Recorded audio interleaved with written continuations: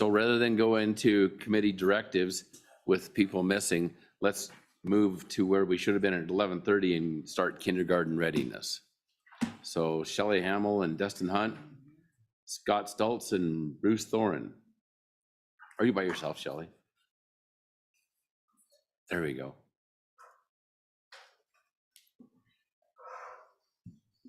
This is what we all came for anyway. All right. Good afternoon. Shelley Hamill with Wyoming Department of Education. And so we're all taking the table. I'll go ahead and let my colleagues introduce themselves as well. Dustin Hunt, Superintendent, Hot Springs County, Mr. Chair. Scott Stultz, Superintendent of Schools, Sheridan District 2 in Sheridan. Very good. Welcome.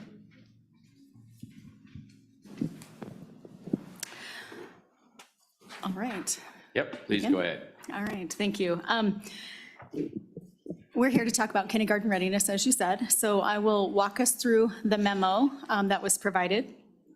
Wyoming Statute 214302E requires that districts provide who do provide a preschool program to assess both school readiness and academic performance through the 4th grade when it's practical, and then compare the data of students that did participate in the preschool program to students that did not participate in the preschool program. Districts are to have this data available, but they are no longer required to report that to the WDE. That statutory reporting requirement was removed in 2019. As you heard earlier today, districts may receive TANF funds or use Title I-A dollars to support a preschool program. TANF funds, just to recap, are specifically to be used for students deemed eligible based on family income. And these dollars would secure a certain number of spots or placements for children. On the other hand, though, the use of the Title I-A funds to create preschool opportunities for children would be based on the type of Title I-A school designation that the school holds. So prior to the 2019 removal of the kindergarten readiness reporting requirement, districts offering a preschool used a Wyoming-developed instrument called the Instructional Foundations for Kindergarten Assessment, often referred to as the IFK, to assess children in their preschool programs. The IFK, like other kindergarten readiness tools, was designed to identify students' readiness to engage in kindergarten curriculum and to be successful. The IFK measured 9 foundational skill areas, and these were representation, language, writing, reading, geometric and algebraic math, number sense and operations, science, relationships and self-regulation, and problem solving. So the IFK is not the only kindergarten readiness tool out there. There are many different products on the market and available for use. They vary in quality, areas assessed, and in the type of information that is gained by their use. So the 6 most commonly used nationally are Teaching Strategies of Gold, Desired Results Developmental Profile for Kindergarten, Work Sampling System, the Maryland, Ohio Kindergarten Readiness Assessment, the Brigance Early Childhood Screens 3, and STAR Early Literacy. Each evaluates a range of domains that are considered essential.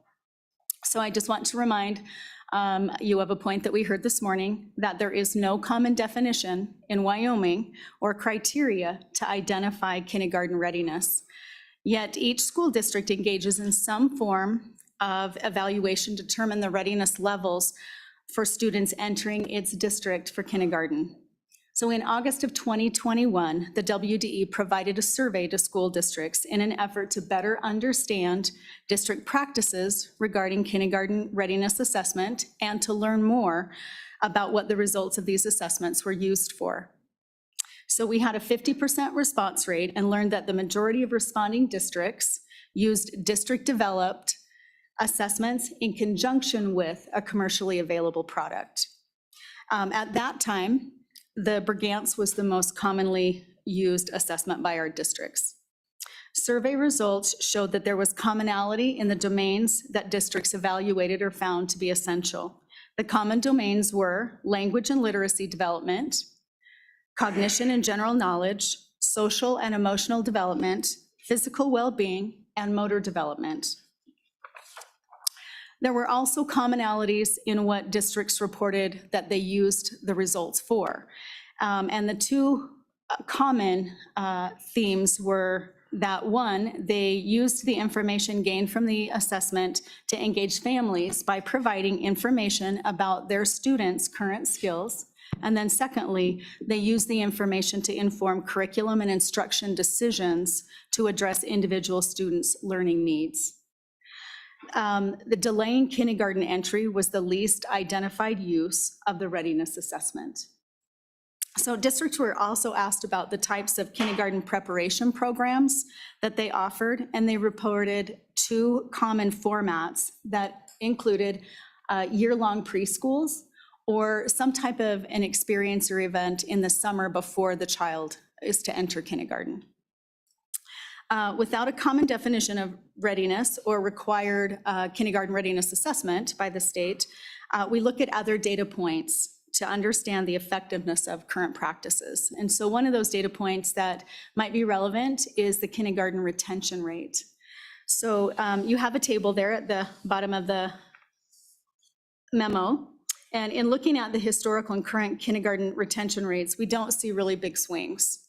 The table shows that we see a low of 7.5% in school year 2017-18 and a high of 8.6% in both school years 2021 and 21-22. I think it's obvious that those were the two school years related to the pandemic, to COVID.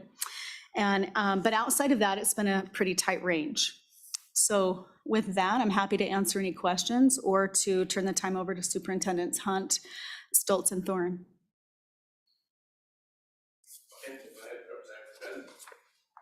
Thank you, Mr. Chairman.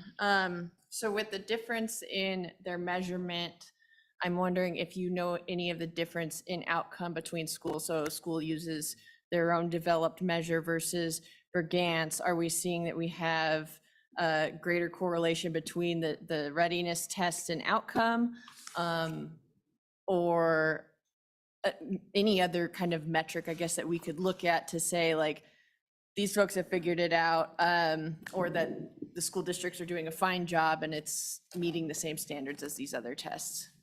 Mr. Chairman. Go ahead. Representative Forenza, we don't collect that information. So the metric of the kindergarten retention is the best data point that we have. Mm-hmm. Okay. Anybody else? No. Oh, certainly, Representative Lawley. Thank you, Mr. Chairman. I want to ask you about something, again, by experience, and where does it fit in here, or if it was just a program for a period of time that you piloted called Begindergarten. Do you know much about that, on whether it's still done as a preparation for kindergarten, at least for certain identified groups, or is that just something that was considered and piloted for a certain period of time? Mr. Chairman, Representative Lawley, that I'm not familiar with that specific program, but each district that offered some type of a pre-kindergarten prep program, they called them by lots of different names.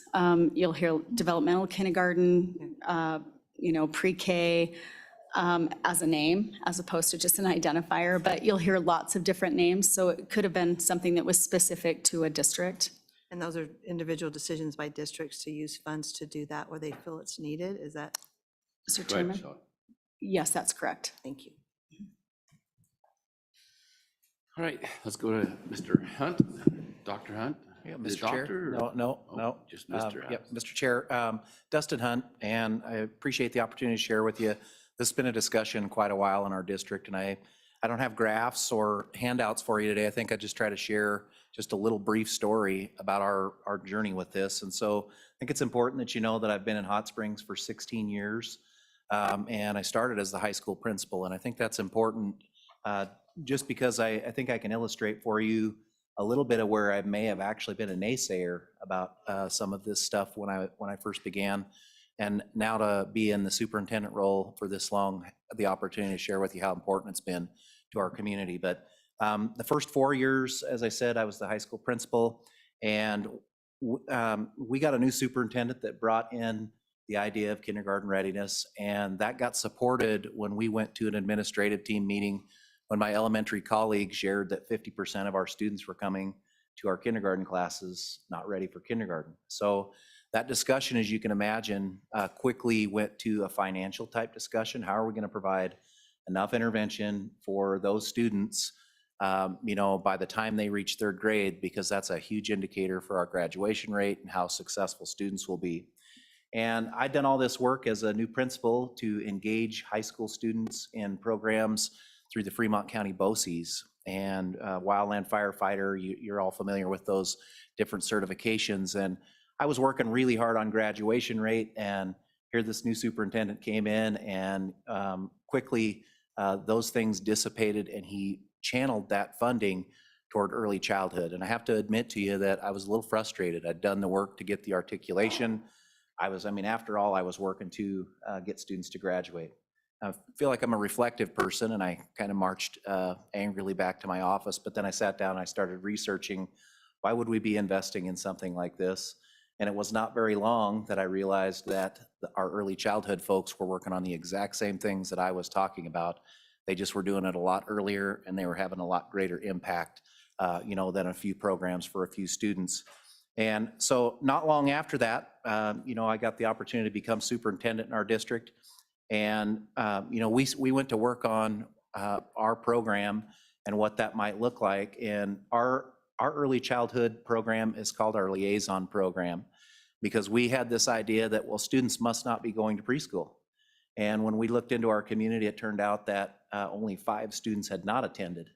The problem was the communication about what I think Shelley is talking about the expectations in kindergarten. When I went to kindergarten, the expectations were a lot different than my children, but somebody forgot to tell our early providers, that was the case. And so our liaison was a person who went out to daycares and preschools and started taking resources and talking about this idea of early childhood readiness.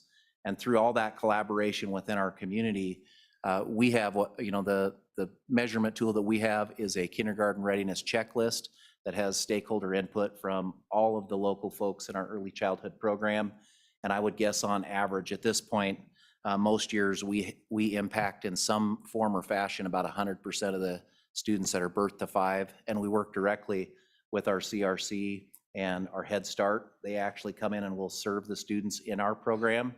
And I would share with you also the ability to be flexible, because we have had a preschool close, and we've had to carry more of that burden as a district. Those folks moved on. But I think the ability to be flexible is one thing that we've worked on. And, you've talked a lot about how do we measure this. And, obviously the third grade reading piece is a really important way to look at that. But I've been fortunate to be on this journey about kindergarten readiness in our district and what it means now for, this is my 12th year as superintendent. So those students that were in preschool are graduating now. And in the last 2 years, those classes have ranked 2nd and 5th in the state and the ACT score respectively. So not only do we look at our kindergarten readiness checklist, we look at the NWEA map, but we're looking at how that carries on and goes through. And obviously that's not just the work of our early childhood folks, but it's also, great work on behalf of our teachers K-12. But there's a big partnership there, and I think that's a big piece. I mentioned earlier that we began to fund it with Fremont County BOCES, and that's a great program designed for those certification programs. But one of the things that we did have happen in our district is, as valuation dropped, administrative costs in the Fremont County BOCES, which are necessary in order to hire teachers for CNA and all those things, became more cumbersome than the funds we were actually getting to serve our program. So myself and a colleague did the work in Hot Springs to launch the Hot Springs Early Childhood Board of Cooperative Educational Services. We got that approved, and that body is now, all those funds now basically go back into those programs with basically a very small administrative cost. And there are 7 member districts in that now that participate. Boards can levy up to $500,000 in order to fund those things. But I also would just share with you that I think Football's pretty important in our community, but it probably is second to early childhood and the things that we offer our folks. And I think this is similar to what you've all been talking about most of the day, is that I see a really good experience from maybe parents who did not have a good experience in our schools many years ago.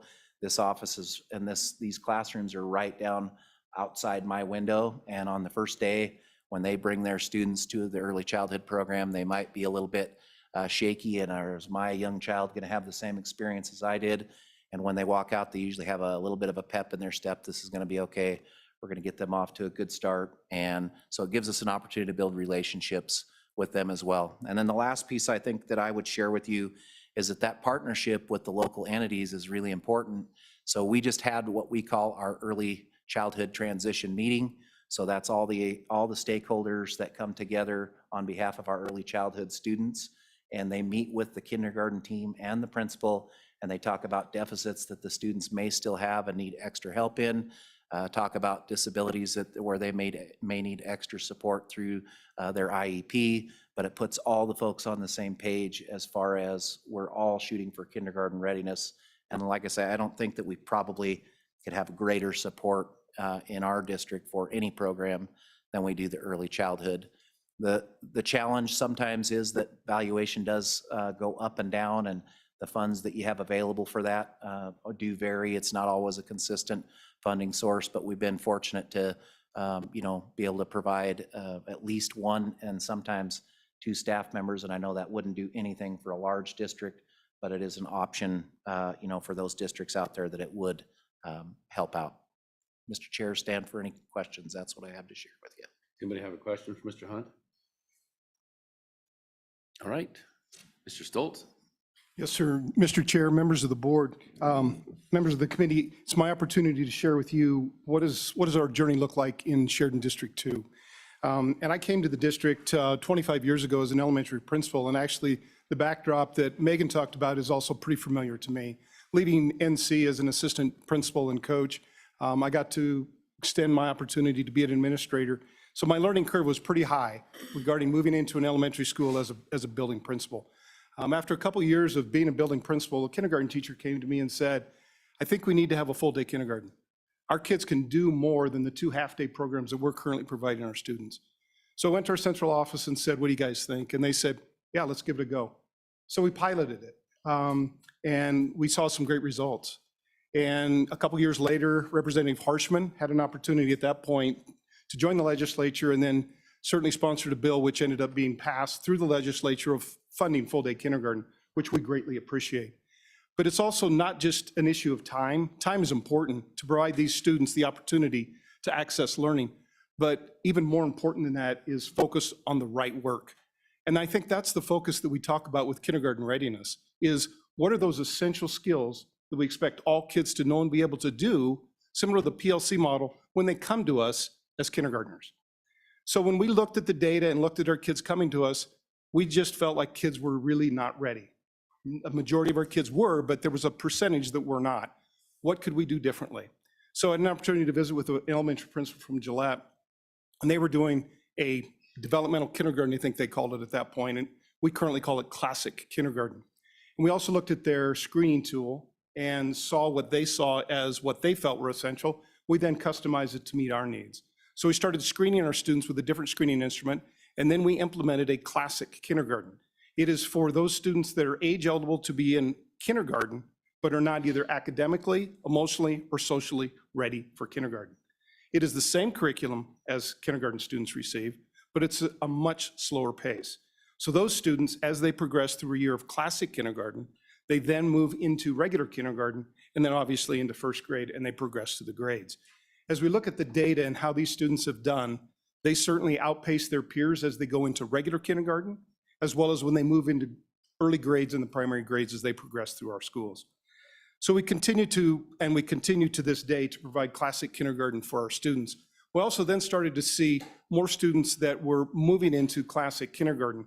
I then changed my roles, moved into the junior high as a principal, and came back later then, 5 years later, as the director of elementary ed, and started looking at data again. Looked very similar. And I said, we've got to look at this a little differently. What else can we do differently to help these kids be more kindergarten ready?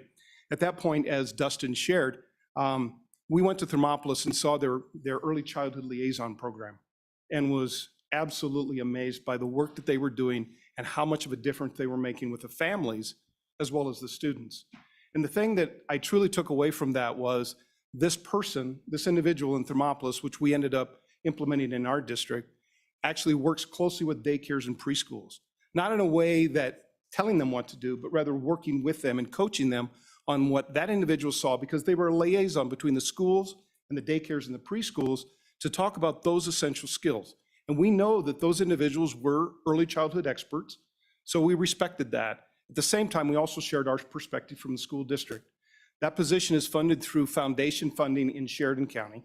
The other thing that was equally impressive was how they worked with adults. And we know that every parent wants the best for their child. And they're going to do everything humanly possible to make sure that they excel. But sometimes they, quite frankly, don't know. Whether they have a doctorate, a master's, even a high school diploma, they may not know. So what this program does and continues to do to this day is works with birth to 5-year-old parents. It's not a drop-off. That's the key piece here. Parents or guardians have to accompany their child. And during this hour that they spend with these parents, and we do it 2 times a week, we have about 100 parents that come to our program once a week in our school-wide Title I elementary school. They provide activities for their children to work on fine, gross, and motor skills, as well as academics.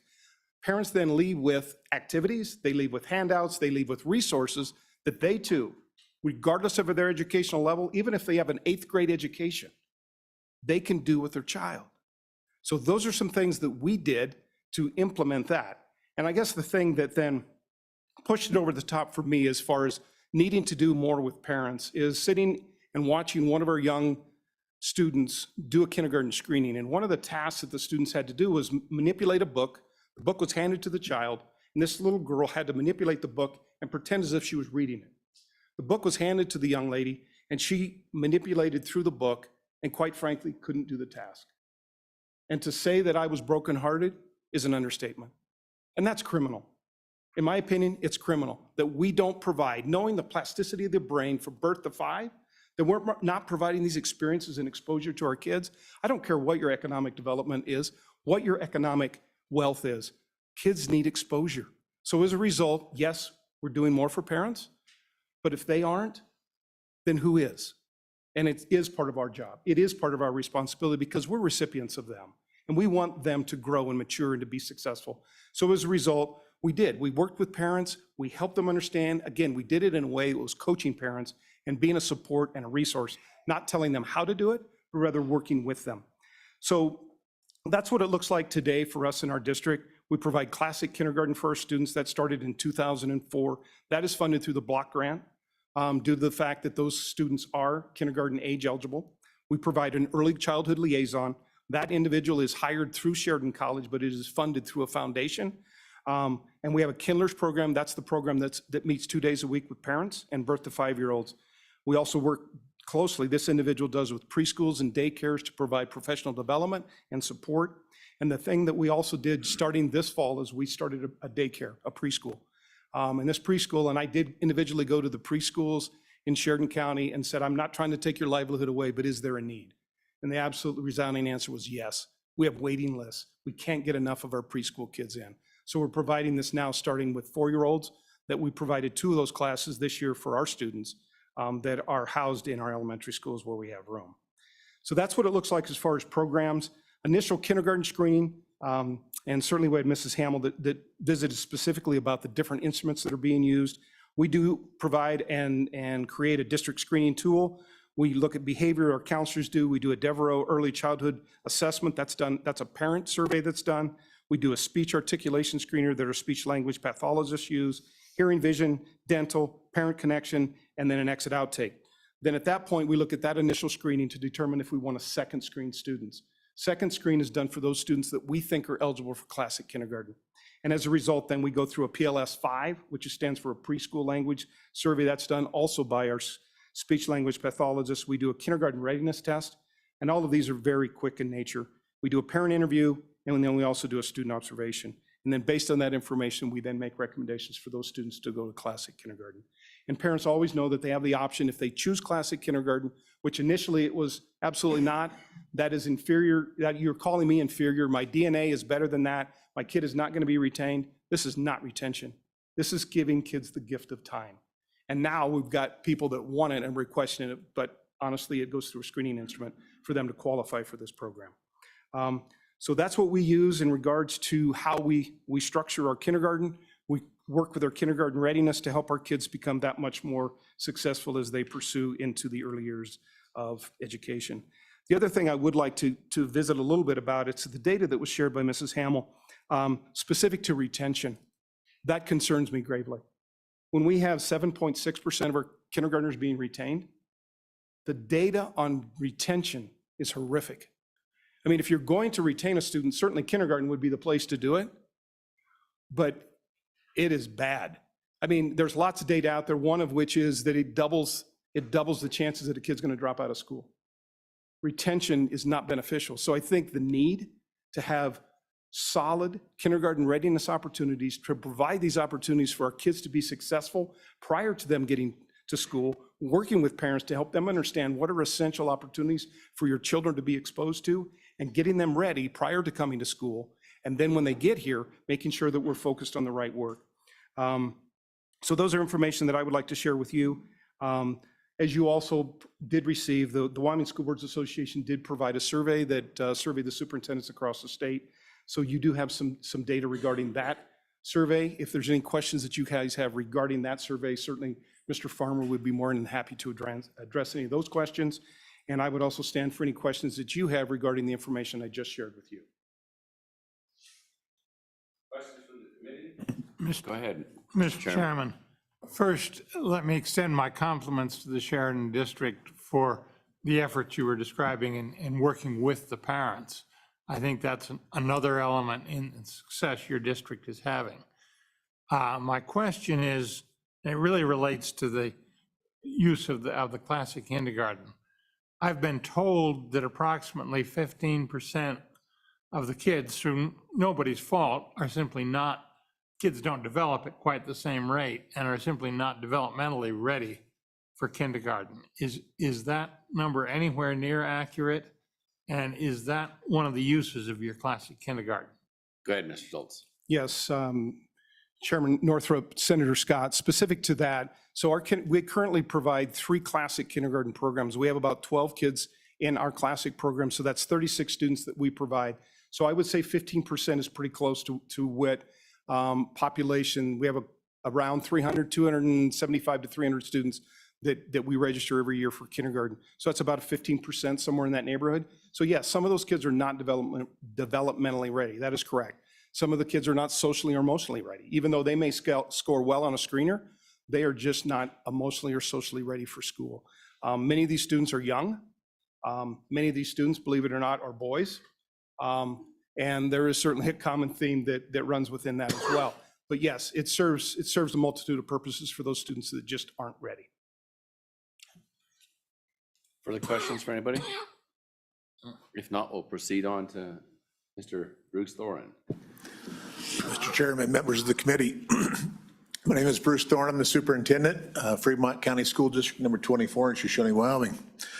With me today, I have Andrea Gilbertson, our elementary principal, Heidi Christensen, our early childhood learning specialist and teacher. Our story has some similarities to Mr. Hunt's story. We started a preschool. I'm guessing 16, 17 years ago through the Fremont County BOCES. It was a 2-pronged approach, creating our preschool. One was for CTE, to get some of our kids to get a credential within early childhood readiness, as well as provide the preschool opportunity within our district. The formation of that preschool has been critical in our success with our kids. And these 2 ladies will speak to that in here in just a minute. Our preschool is the only early childhood option within our school district. We do not have a daycare. We do not have a preschool within our school district. We do utilize CDS to come in and help us as far as screening some of those kids. But without that preschool, we would be in much worse condition than we are. So, Andrea, go ahead, or Heidi. Good afternoon, Mr. Chairman, committee. Thank you for having us visit today. To just share a quick glimpse into our screening. One thing that we're noticing is that we do have kids not ready for kindergarten, but the gap between the children who are ready for kindergarten and the children who are not ready for kindergarten continues to grow. We just completed our kindergarten screening this spring, and we used the DIAL-4, which is a standardized assessment. And 86% of our children that attend our district preschool or transitional kindergarten were over the 50th percentile on that screener. The 16th percentile on that screener is kind of the cutoff that you would look for possibly a disability or for further screening. However, 17% of our kiddos that did not attend our early childhood programs were over the 50th percentile. So that's quite a big gap that we're noticing. And in order to improve our children's success for kindergarten readiness, we have, as Mr. Thorne spoke about, really focused on our preschool and our early childhood program. 6 years ago, we switched our preschool from a half-day program to a full-day program. And again, we use that CTE model to support also high school students learning along that career pathway. But we provide both half-day and full-day options for our 3 and 4-year-olds. And we provide working with families and just really focusing on meeting family and children's needs. We really focus on trying to provide a 4-year-old, 4-day-a-week, half-day preschool that does not cost families. And then our full-day programs and our 3-year-old programs do charge a tuition. And then we partner with CDS, and all of our children coming into our programs are screened through CDS, and then children that are identified with a disability or a learning need are provided services through CDS. And that's just a critical component to our children's success, that partnership. Our whole school community really focuses on supporting our early childhood program. We partner with families, and the goal of finding those children out in the community and making sure they get into our school and access those early childhood programs is key. And it really is a focus of the entire school looking for those kiddos. And then finally, I'd just like to comment that the ability for us to get those kiddos in our door at the age of 3 and 4, Mrs. Gilbertson will talk about our transitional kindergarten, but to use those Wyoming early learning standards and to really provide high quality instruction and experiences for those kids has a huge impact for them as they enter kindergarten and then their continued success through school. Mr. Chairman, members of the committee, I'm Andrea Gilbertson. I'm the elementary principal in Shoshone. I'm going to speak to a little bit in regards to our transitional kindergarten program. That's very similar to what Superintendent Stoltz shared in regards to his classical kindergarten, so I won't share a lot about that. But in essence, it's really a program that bridges the opportunity between preschool and kindergarten for our students that might present that need. Sometimes it is a first stop for kids, depending if they've been in our preschool or not, but it is a very critical piece to our success. One of the things I want to speak to is our standards that she referred to are actually pulled from the early learning standards, and they are different in preschool and in TK. So transitional kindergarten I'll refer to as TK, but they're different in the preschool, transitional kindergarten, and kindergarten. So the standards are different across those grade levels. We also have in our space for our transitional kindergarten intervention with occupational therapy, physical therapy, and speech services that are provided to the entire class of students. That's been a phenomenal opportunity, again, for that early intervention piece to really target student needs across the board. Additionally, in coordination with our summer programming and in light of kindergarten readiness, we also offer Kinder Camp. I know Mrs. Hamill had referred to that as one of the things in the survey that came back. Our Kinder Camp is an opportunity for incoming kindergartners to visit our school 1 day a week, all summer long through June and July. Children are provided opportunities to explore the classrooms, get familiar with teachers, and get a sense of the school environment and the routine. The impact that we've seen there has been notable and giving children the opportunity to get an early start there. Again, the purpose of the Kinder Camp is a direct relation to kindergarten readiness for students coming into the building. I will say in summary, all of our efforts in the early childhood realm, again, as Mr. Thorne had said, have been extremely critical to our success as a district. And it makes a big difference for us. I'll talk a little bit about some impact data that we have in our district in terms of the success we're seeing. Our data does show that pre-K and TK serve as an early intervention for and preventative measures for students who may have otherwise needed an intervention later in their schooling years. It shows that a small percentage of students who do attend our early childhood programs actually do require an intervention later on in comparison to those students who had not been attending in our early childhood programs. And I'm also excited to share just a snapshot of our most recent data in regards to the 2023-24 YTOP spring assessment. I'll start with that 83% of our students in kindergarten this year have participated in our early childhood program. So that's a substantial number of kids that were either in pre-K or transitional kindergarten in our district. On our spring YTOP interim assessment in math, Shoshone performed at 61% proficient, with the state at 51%. And in English language arts, our kindergartners were performing at 72% proficient and the state at 42% proficient. So I certainly think that speaks to the value of the early childhood opportunities and the programs we're providing in our school. Again, our story does reflect the critical need of this early childhood education and the impact it has on kindergarten readiness and success for our students long-term. So our local community, again, as Mr. Thorne had said, has no local preschools. You know, our CDC is a distance away, so a lot of families would not have that opportunity to connect with them if it weren't for us having them into our district, and there is no daycare. So what we're able to provide in early childhood and kinder readiness is really, truly a cornerstone of our success as a district, and it's of critical importance. Thank you so much for your time, and I'll pass it back to Mr. Thorne for any follow-up. We'll stand for questions. I think you guys do an outstanding job. Congratulate you and all districts that are working on the early kindergarten readiness program. It sounds like it's really working out in dividends. Anybody get questions? Thank you. Thank you. Very much.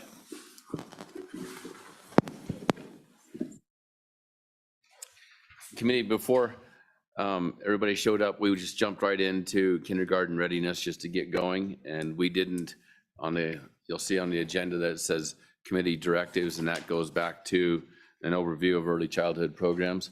We didn't come up with anything. Is there anything anybody'd like to have on committee directives?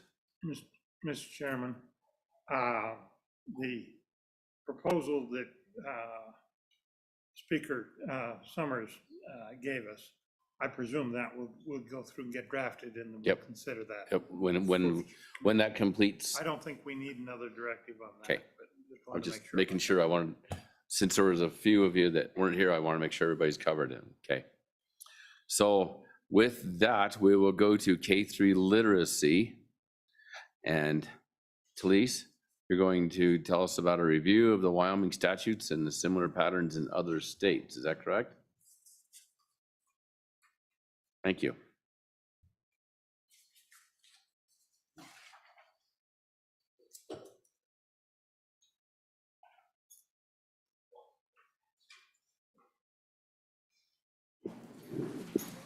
Mr. Chairman, members of the committee, Talise Hanson. So I'm presenting the topic summary on the Wyoming's Reading Assessment and Intervention Program and kindergarten through third grade literacy programs implemented in Alaska and Mississippi. I'm just going to provide a brief overview of the statutes that govern each of the programs. So Wyoming's statute is 21-3-401, which governs Wyoming's K-3 literacy program. Wyoming's program requires each school district to use a screening instrument to assess all students in kindergarten through third grade, not less than 3 times per year, for reading difficulties, including dyslexia and other reading deficiencies. School districts must utilize screening instruments approved for use by the State Superintendent of Public Instruction. School districts must provide a copy of the screening results to the parent or guardian of the student showing signs of reading difficulties or failing to demonstrate appropriate reading competence. Students who failed to demonstrate appropriate reading competence must be placed on an individualized reading plan to address the student's reading difficulty through an appropriate evidence-based intervention program.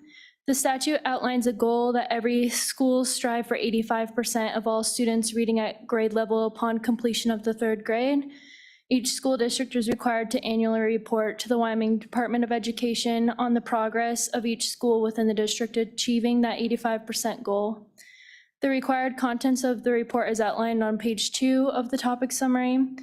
There's also a professional development requirement that each school district employees teaching in kindergarten through 3rd grade must receive professional development in literacy instruction and intervention in identifying students with reading difficulties not less than once every 3 years.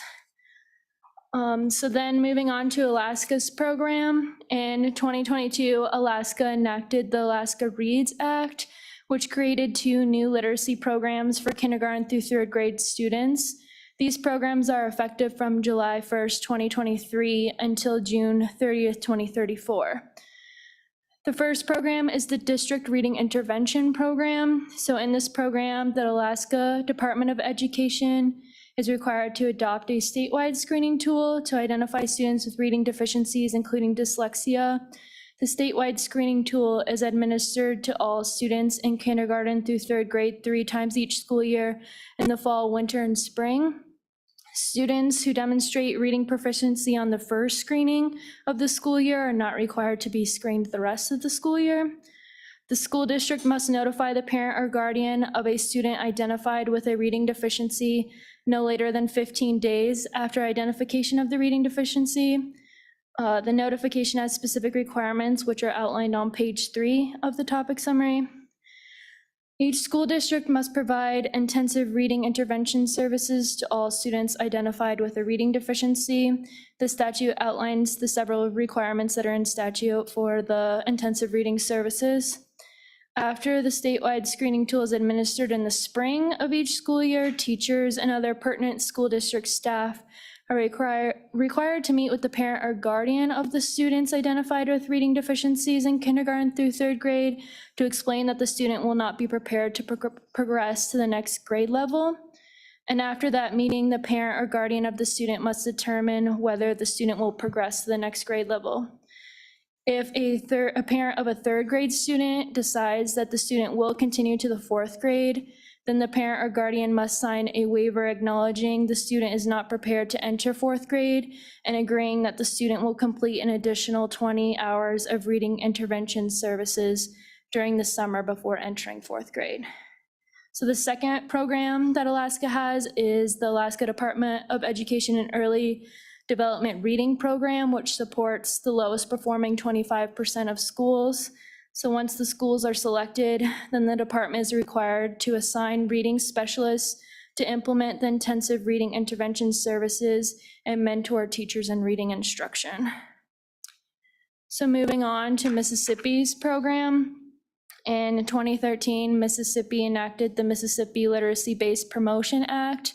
And in this program, kindergarten through 3rd grade students may be identified with a reading deficiency by either a universal reading screener approved or developed by the Department of Education, a local assessment, a statewide end-of-the-year assessment, or an approved alternative assessment. The student's teacher must notify the parent or guardian identified with a reading deficiency in writing immediately and then every quarter until the deficiency is remediated. The notification has specific requirements which are outlined on page 5 and 6 of the topic summary. And each kindergarten through 3rd grade student identified with a reading deficiency must be provided with intensive reading intervention services, which is documented in each student's individual reading plan. There are specific requirements for the individual reading plan, which are outlined on page 6. And if a student fails to score above the lowest 2 achievement levels in reading on the state assessment or another approved assessment, then the student will not progress to the 4th grade unless a good cause exemption applies. The list of good cause exemptions are on page 6.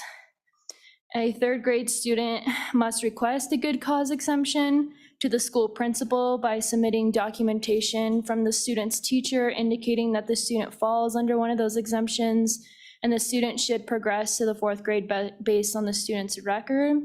The school principal reviews the teacher's recommendation with the teacher and the student's parent or guardian to determine whether or not the student should progress to the 4th grade. If the school principal determines that the student should progress, then the school principal submits a recommendation to the school district superintendent, who may accept or reject the principal's recommendation. But even if the school principal and the school district superintendent determine that the student should progress, a student's parent or guardian may determine that the student should stay in 3rd grade for 1 more year. And then if a student does not progress to the 4th grade, then the student must be provided with an individual reading plan delivered through specific reading strategies to meet the needs of the student. These specific strategies are outlined on page 7. Mississippi also has a reading intervention program for low-performing schools, which uses data coaches to help teachers use data to inform instruction, but this program is subject to a legislative appropriation. I will stand for any questions.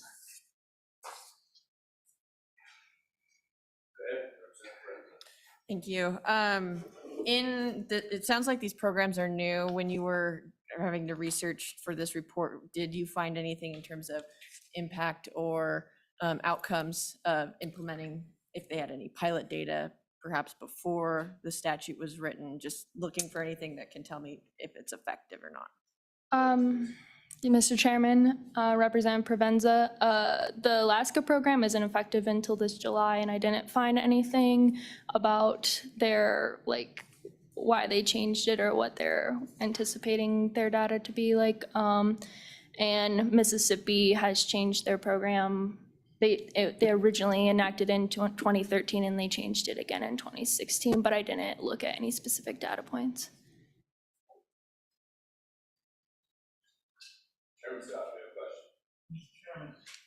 Just asked my basic question, so let me have a follow-up. Were the Mississippi changes in 16 large enough so that we ought to be seeing results? And what do we know about the results that Mississippi has been obtaining? I didn't look, or Mr. Chairman, Go ahead. Chairman Scott, I didn't look specifically into what exactly was changed in 2016. This is just how the statute reads currently. So I'm not sure about their data on their reading programs. This is just their statutes. Representative Brown, do you have something to add to this? I have the answer for you on this Oh, you have the particular answer, topic. okay. Yes, Mr. Chairman. So Alaska based their literacy model off of Mississippi's, as also off of Colorado's. Did a big kind of revitalization of their entire program. And the reason they chose to go off of Mississippi's was because of the incredible statistical analysis that shows the reading improvement scores and everything that had been accomplished down in the Mississippi area. The other thing that's interesting about this is I just got off the phone with the National Center for Teacher Quality yesterday for about an hour and a half. And I've got plenty of more information from some other states that have done some similar things as well. But the teacher prep that has occurred, as well as the outcomes for students entering into the 4th grade, have shown vast improvements over the past 4 years in Mississippi. I would highly expect, I can't tell the future or anything, but I would highly expect that Alaska follows suit. We have seen improvements in Colorado as well. Colorado used the Mississippi legislation. They're kind of seen as the gold standard when it comes to K-3 literacy work, and having a comprehensive approach to the entire process. So Talise, thank you for providing the statutory background. I think that's what we asked to provide from LSO in our directives to them earlier, was to just get the statutory background on what they did and compare that to what we have. And then, if we need some more information, I'd be more than happy to share that with the rest of the committee. Good. Mr. Chairman, can I request that LSO get with Representative Brown, get that information and circulate it to the rest of us? That'd be great. Thank you. Anybody else, any questions? Thank you, Talise. We're gonna do an update on K-3 reading assessments and interventions. Shelley Hamill's back up.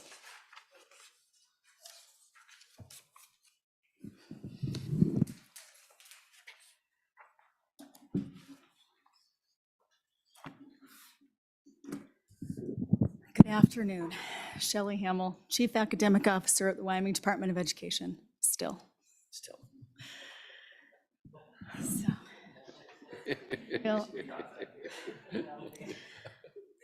So I appreciate Ms. Hanson's thorough review of Wyoming Statute 213401, so I won't spend much time going over that. But Section 4C of this statute requires the Wyoming Department of Education to provide updates at each JEIC meeting during 2023. So this is that update. With so many new members on the committee, I'd like to start with a review of the work that has been done over the past year as directed by the statute, in hopes that we can kind of level set a little bit.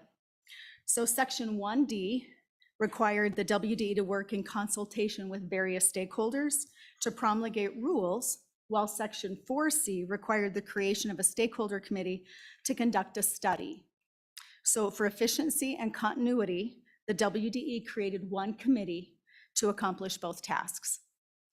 So the committee was selected after a review of over 60 applications that were received in response to an announcement that the WDE released in April of 2022.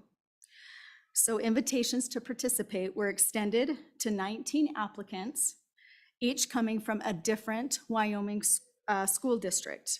A core of 14 stakeholders then have regularly attended these work meetings. So the composition of the committee was very intentional, as the WDE sought to ensure a broad range of experiences and perspectives. It is comprised by district personnel that represent the roles of instructional facilitator, literacy coach, reading interventionist, curriculum director, special education director, elementary principal, and district superintendent. We had individuals with experience with special populations of students or subgroups of students, for example, English learners and special education students. Each individual that was selected had an extensive classroom and reading instruction experience supported with formal training. So during our committee meetings, participants reviewed extensive national research, practices and implementation of literacy requirements of many states across the country, and heard from a national leading expert in the field of literacy. These resources, along with the extensive experience and expertise of each committee member, informed the recommendations for the draft rules that you'll hear about now. So just kind of looking back to last year, the committee began meeting in June, and they started their work with identifying criteria that would be used to identify the universal screener that's required in the statute.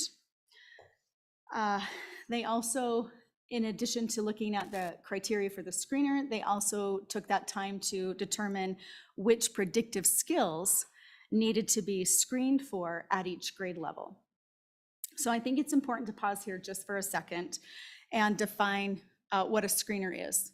Okay, so a universal screener is an instrument that's administered to all students. For our purposes, it's all students kindergarten through third grade. It's usually at 3 different time intervals, and those are generally accepted as fall, winter, and spring during the school year. The instrument then is designed to quickly identify students who may be at risk for poor learning outcomes and whose performance on the screener, the tool then, warrants further diagnostic investigation. So I just want to point out, a screener is not a diagnostic tool. Okay, it is intended to just throw a red flag. If there is a concern that a student isn't performing well on those predictive skills, it signals to the school district's team that they need to take a deeper dive, a longer look to see what that student might be struggling with. That screener would, that information from administering that screener would be part of a data set that a team would be using with that student.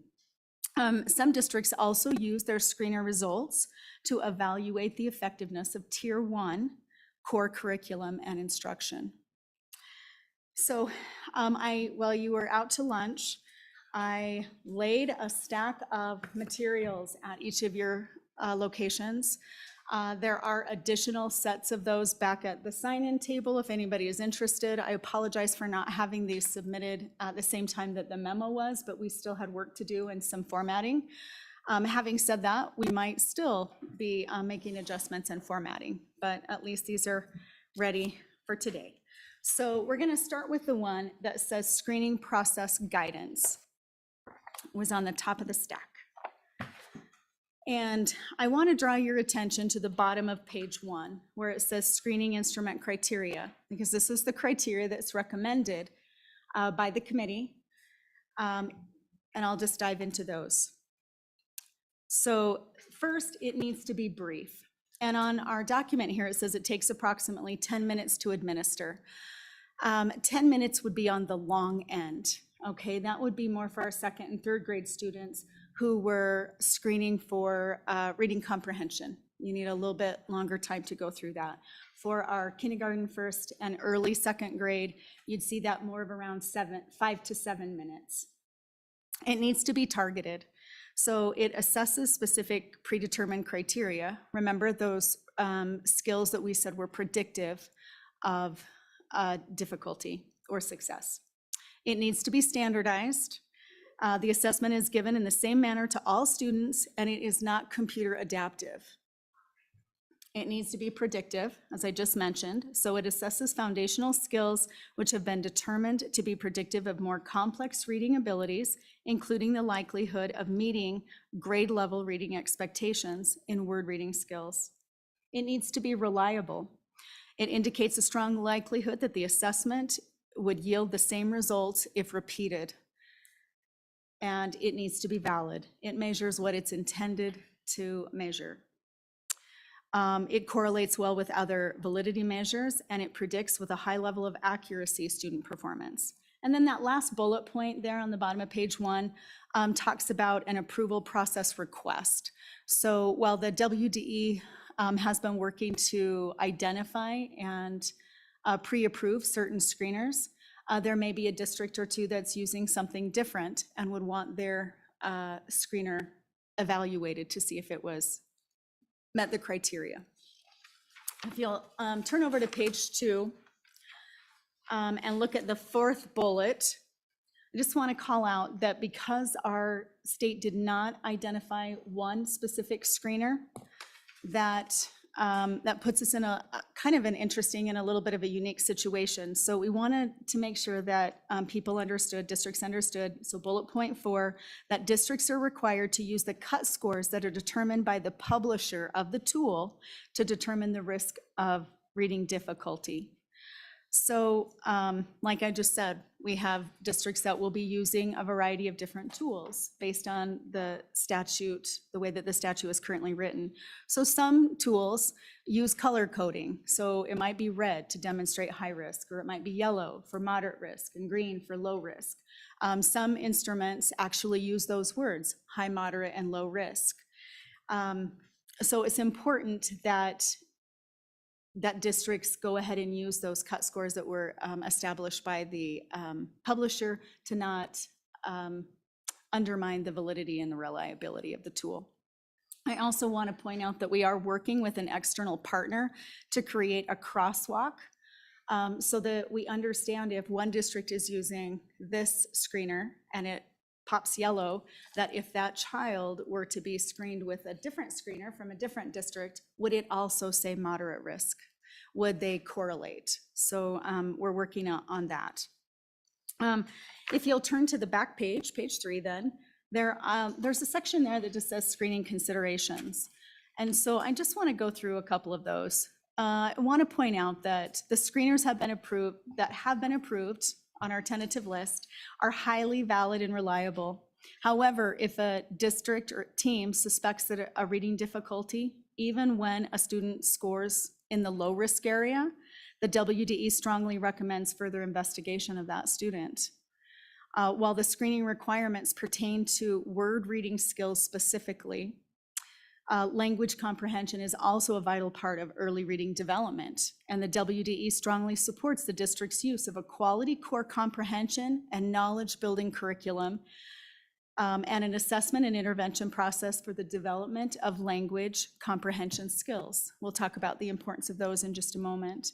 And then just wanted to draw out that there should be careful consideration taken in regard to English learners when using reading, screening, and diagnostic processes to ensure that it truly is a potential reading difficulty as opposed to a language barrier, and make sure that those students' needs are met based on what their needs are.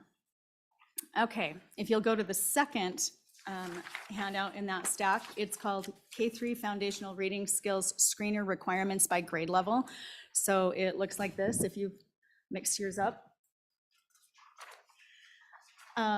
This chart identifies what the committee determined was important to be assessed at each of the screening periods by grade level.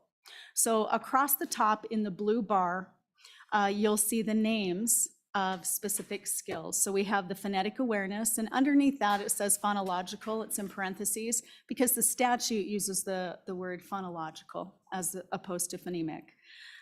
In the second column, we have alphabetic principle, which would correlate to our statute for decoding words and non-words. The oral fluency, and then reading comprehension. And you can see in kindergarten, we'd like to see for fall, winter, and spring, the phonemic awareness or phonological skills, as well as the alphabetic principles screened for. In first grade, you see that we want the phonemic awareness or phonological skills screened for in the fall, alphabetic principle in fall, winter, and spring. And then in the winter, you pick up oral reading fluency, and you start doing that winter and spring. And then you just kind of see how that shifts. Second grade, by then, there's no more predictive quality available in most of the tools for those skill sets of a second grader for phonemic awareness. And you'll see kind of how that shifts, and we move then to the oral reading fluency and reading comprehension for both second and third grade. All right, and then the third document called K-3 Foundational Reading Skills Screening Tools Preliminarily Approved. So this shows that on the first page, the WD has been working with a team to preliminarily approve screeners. We started with the screeners that we were aware are the most commonly used across our state. So you see that we have 4 that have been pre-approved. So the Dibbles 8, Acadians, Amplify, which uses Dibbles 8, and FastBridge. Each of these commercially available screening tools have different names for the different sub-tests. And so what we've done to ensure that it was as easy as possible for our districts to pick up and make sure that they're meeting the recommendations is that we've plugged in what each of those sub-tests are named for each area. On page 2 and 3, you'll see that there's an extensive list of instruments that are still under review. And we hope to have that finished up by midsummer.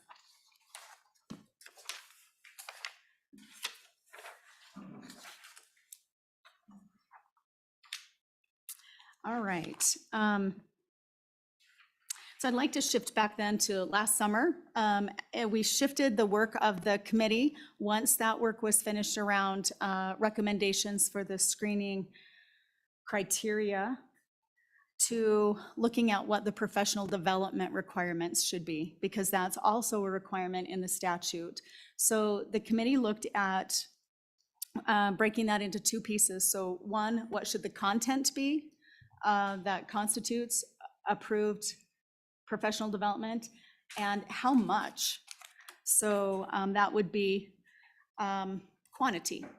So as we prepared to dive into that criteria for educator professional development, I'd like to provide a little bit of a foundation to build on. I think that it'll be helpful to understand the importance of the work that was completed by the committee. So there isn't a handout that aligns yet. If you're looking through your stack, I know it's a lot, I'm sorry. So I'd like to start by addressing a phrase that has been used a lot lately, continues to be used a lot lately when you hear literacy brought up. And so many of you have heard the phrase, the science of reading. And just like with any other title or phrase that gets used frequently, over time, the phrase, the science of reading, has come to mean many different things to many different people. So I've provided a little purple booklet for you. It's called The Science of Reading Defining Guide.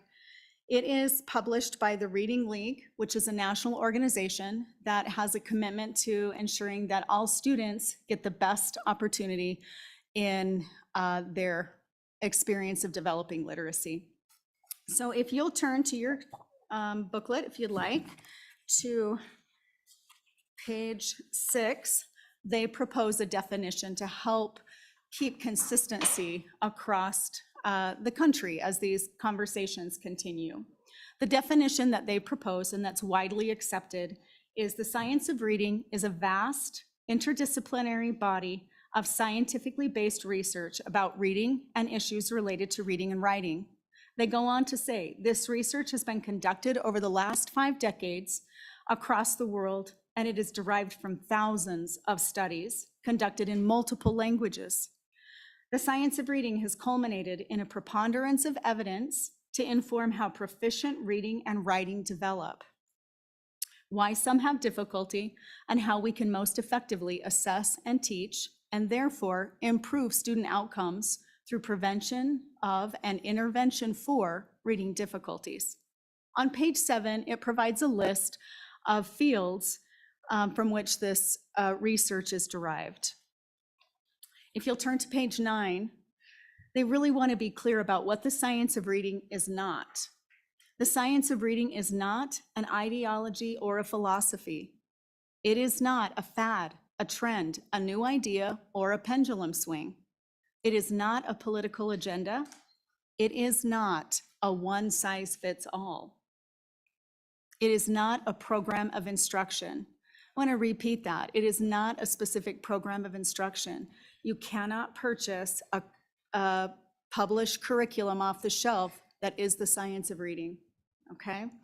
And it is not a single specific component of instruction, such as phonics. Often we hear that. All right, if you will then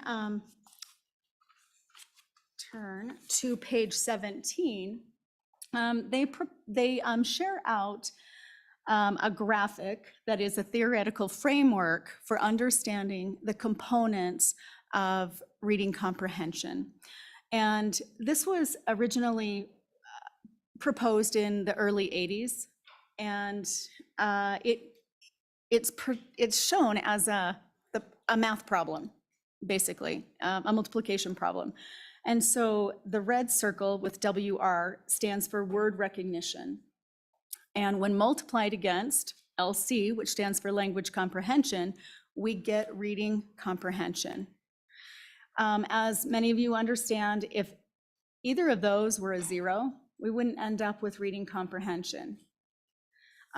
If either of those skills were weak, it would impact an individual's ability to develop literacy as well. So both of those are important. If you go on to page 19, which we're not going to, it provides a graphic, but I've provided it for you on a handout.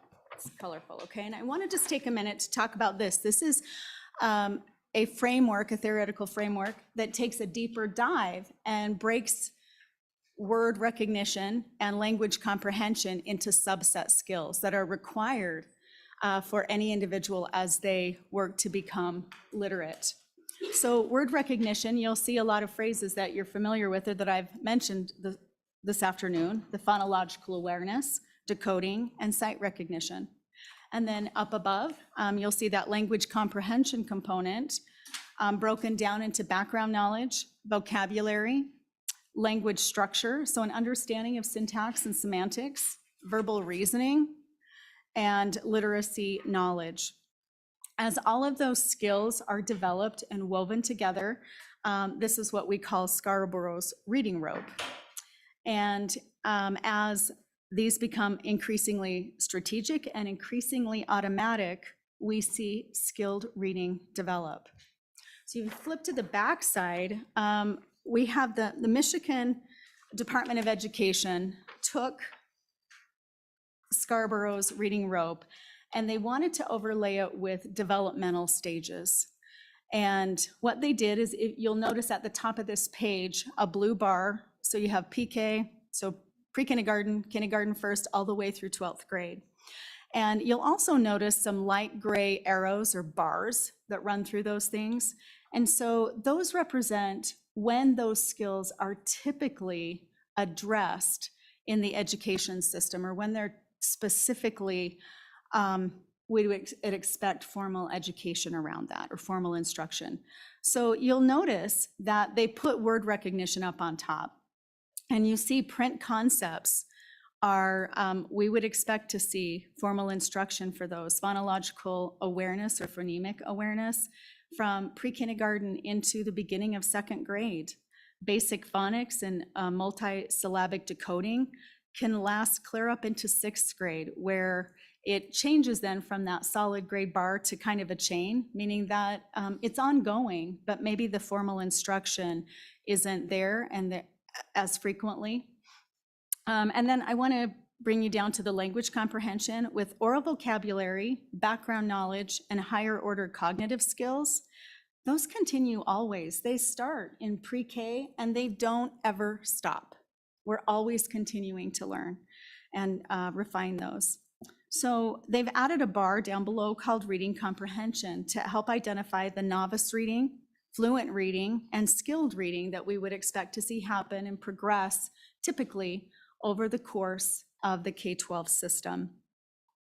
I want to point out one thing before I leave this document, that we talk a lot about those foundational reading skills. So teaching phonics, being able to understand the phonemes and the sound representations of the letters on the page.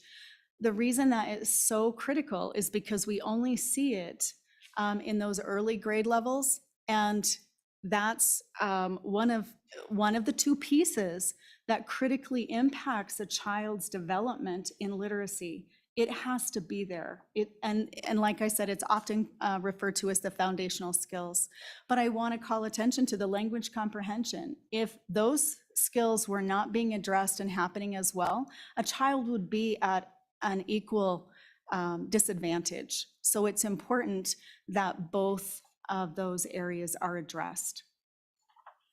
So I'll set that aside and we'll go back to talking about the recommendations for professional development. And I think that you'll see some of those themes and those ideas carried into the professional development work that's recommended. So we'll start with the competency area requirements. And there were 4 main competency areas that were identified. Competency area 1 is essential knowledge, practice, and responsibility. And I'll just call out a couple. I'm not going to read this whole page to you, but understanding the basic tenets of skilled reading, including foundational word reading skills and language comprehension, ties directly to what we understand as necessary components for developing literacy.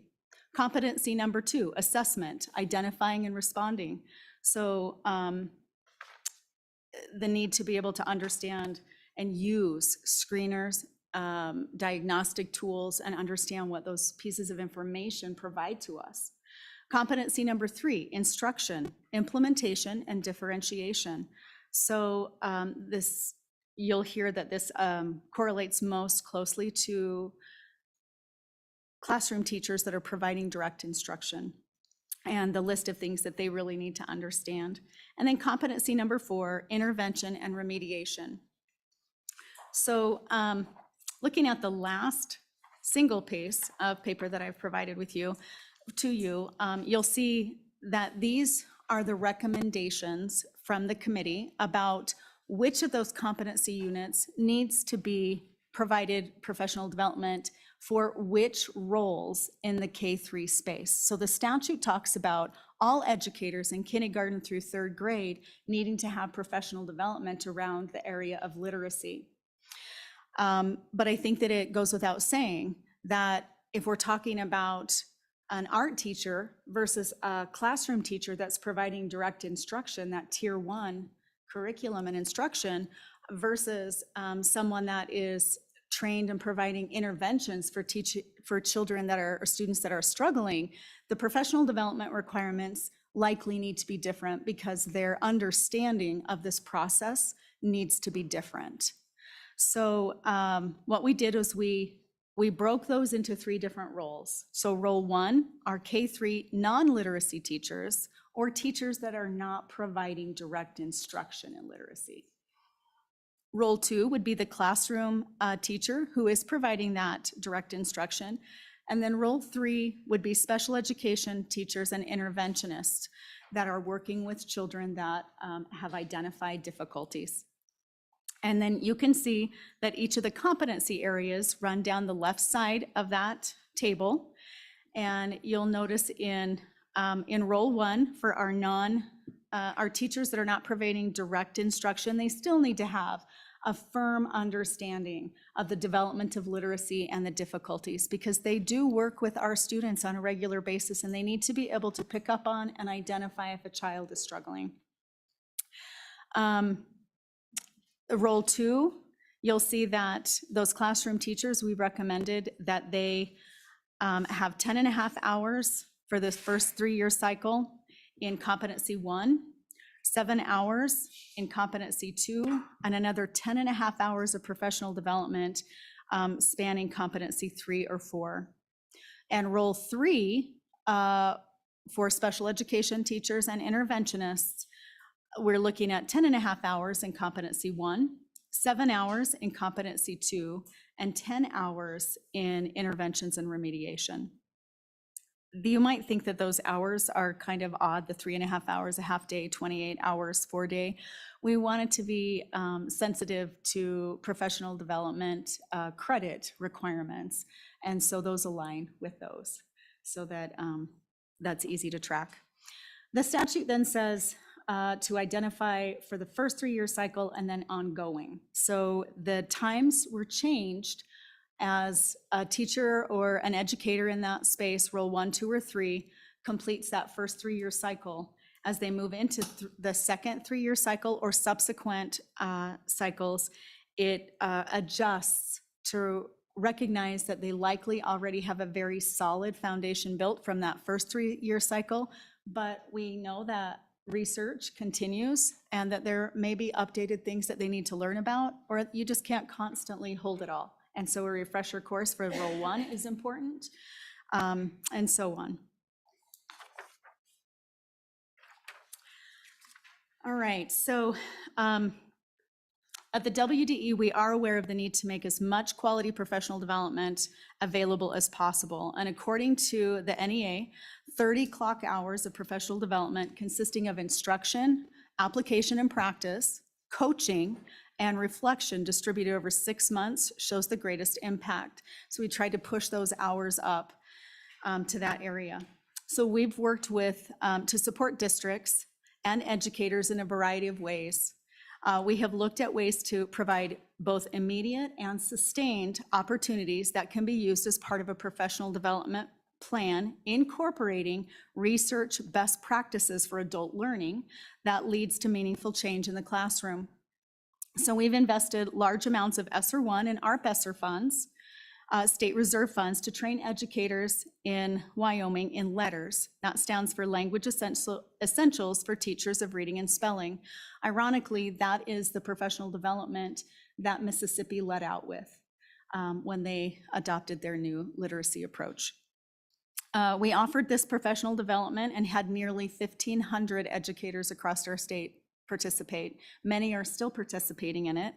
It's a 40 to 60 hour per semester commitment, and it's 4 semesters. It's a huge lift. And just huge kudos to those teachers who are taking that on top of their teaching load and family responsibilities. We will have our first cohort of 25 educators trained this summer to be LETTERS facilitators in their own districts. We will offer this to another 50 educators before the fall of 2024, so we have 75 trainers across the state. This sustainability allows an affordable way for districts to expand the number of educators in their districts that have had this foundational training, and to offer that to new teachers to the district. We have also offered a high-quality literacy conference for the past 3 years, with the 4th being offered this June. Many conference sessions are recorded for ongoing viewing and use by Wyoming districts and educators during PLCs, district professional development days, or in coaching models at the district level. We have also just posted an RFP seeking to have a set of training modules developed, providing another sustainable option for districts to train educators in the area of scientifically based research practices. And lastly, while this doesn't directly correlate to the statutory update, I just want to bring up that the WD applied for and received a federal comprehensive literacy state development grant. We're in year 3 of that 5-year grant, and over the course of the 5 years, it will have brought in over $43 million. We have 25 school districts that applied for and received funding to address needs in their districts. So part of the requirement for districts was to complete a comprehensive needs assessment around literacy and align their grant application to their specific needs. These funds have also been supporting to a shift of scientifically based research practices, interventions, and curriculum materials in some cases. I also want to mention that part of the federal requirement of that is a 15-40-40% split, with 15 being required to invest in early childhood in those districts. So we're happy about that. So shifting back to the status of the rules promulgation process, in addition to committee voice in the development and processes for both the screener and the professional development criteria, the WDE presented to numerous educational stakeholder groups to solicit feedback.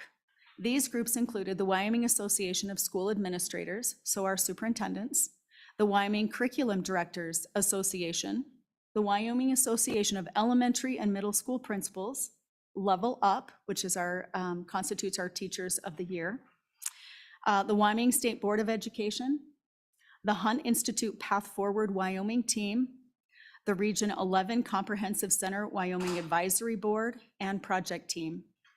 With the recommendations from the committee and input from various educational groups, WDE staff drafted the rules. The rules have been reviewed by the AG's office to ensure alignment with statutory requirements.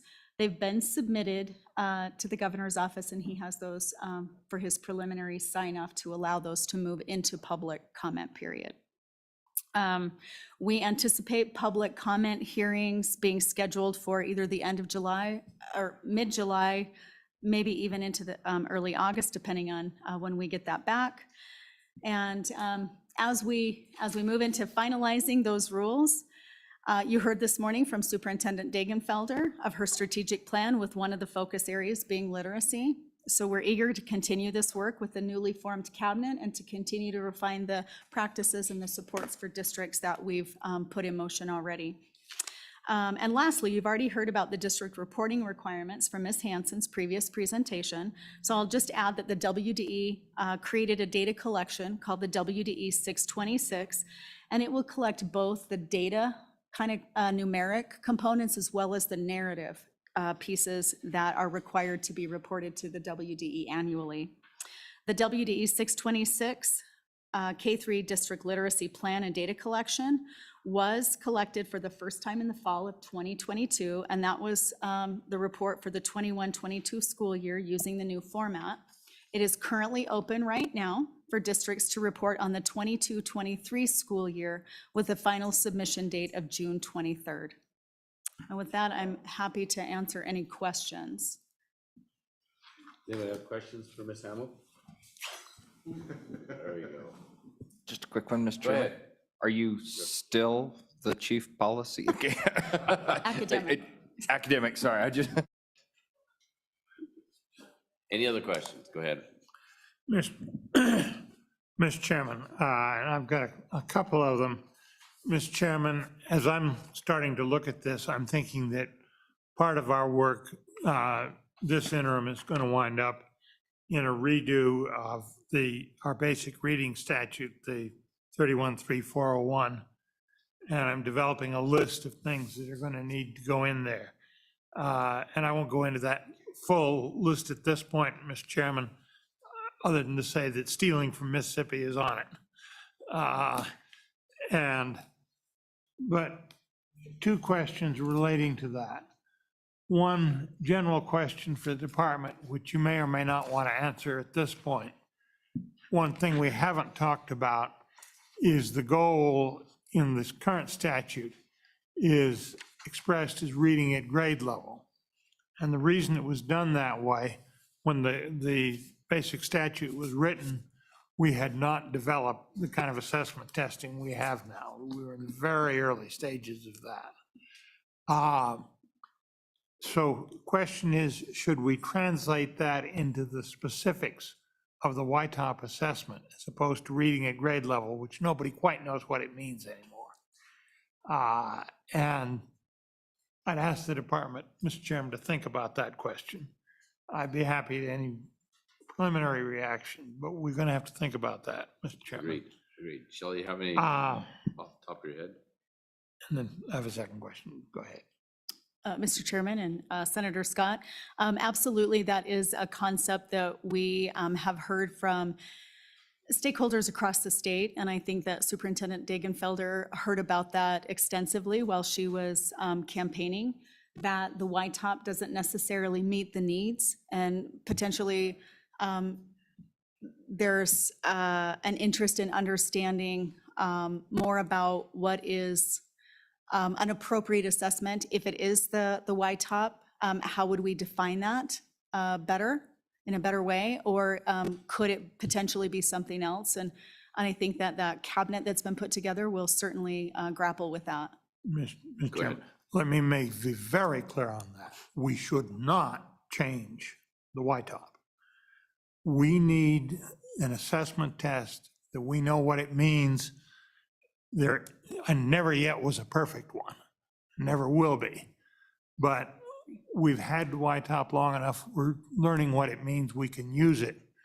And we do a major revision or a new one, we'll lose 5 years, Mr. Chairman, and we will take every measure we need to stop you if you try to change that thing in a major way. Are we being clear on our attitude? Mr. Chairman, I hope you don't mind speaking strongly on that, but I do feel very strongly that would be a major mistake. What I'm interested in is translating the reading at grade level into how do we relate that to YTOP and how can we use YTOP to define that? Because I think there would be some value in that. And I'll have my own notions, but I want to know what the department thinks before I go proposing something. Second, Mr. Chairman, the other question I had was with regard to the screeners. Am I right in thinking that the screeners really have two purposes?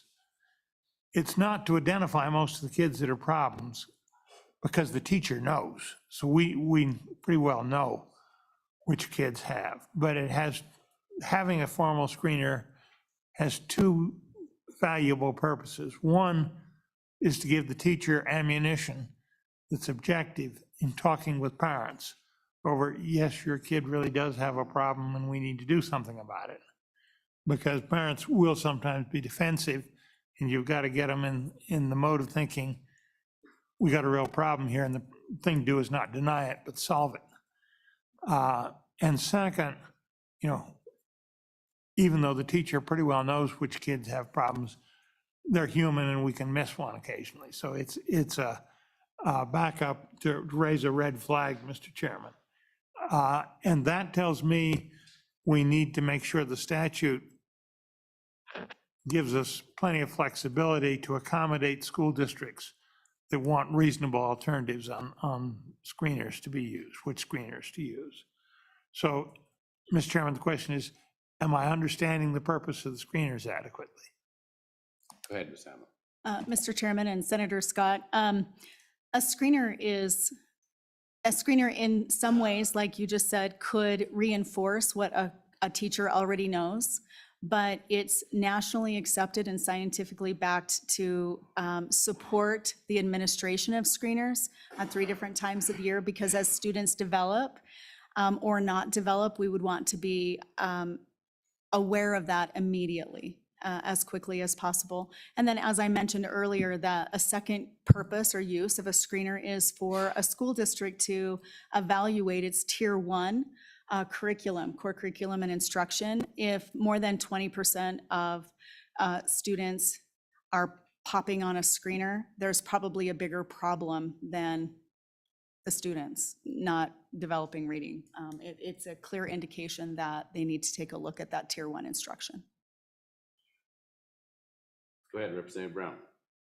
Thank you, Mr. Chairman. I'd like to correct a few things that the other chairman has just stated, because especially when we're sitting here in a room full of people with education experts and whatnot, what we say matters. And I certainly want to make sure that when we say that a screener is used to dictate and help identify what a teacher already knows, that's certainly not the case. And that is certainly not the case. It could help. No.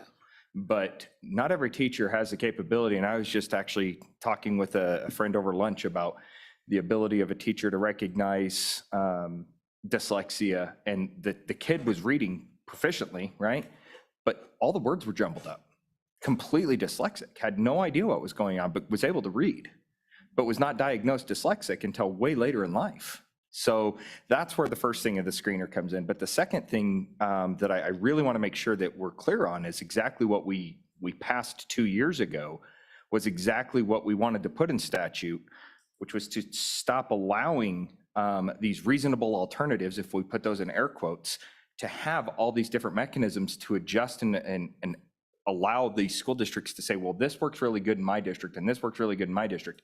But we have to have something to scientifically back ourselves up on when it comes to K-3 literacy, and ensuring that we're identifying students early. And then once we've identified them, that we have the correct protocols in place to fix those. And that's why I've brought up the Alaska Reads Act, Mississippi literacy program, Colorado, and those areas. Those are very, very comprehensive approaches to this problem. What we've identified in statute, the original bill that I brought forward, was very comprehensive. What we've done is watered it down to say, we're going to look at screeners. The Department of Education has done a dang good job of really putting down some serious information on this. And we're supposed to whittle this down to basically 3 screeners at the end of the day. That is where we're headed. We still have a long time to get there, but we need to make sure that when we start looking at what are we going to do for next policy decisions, that it's scientifically grounded.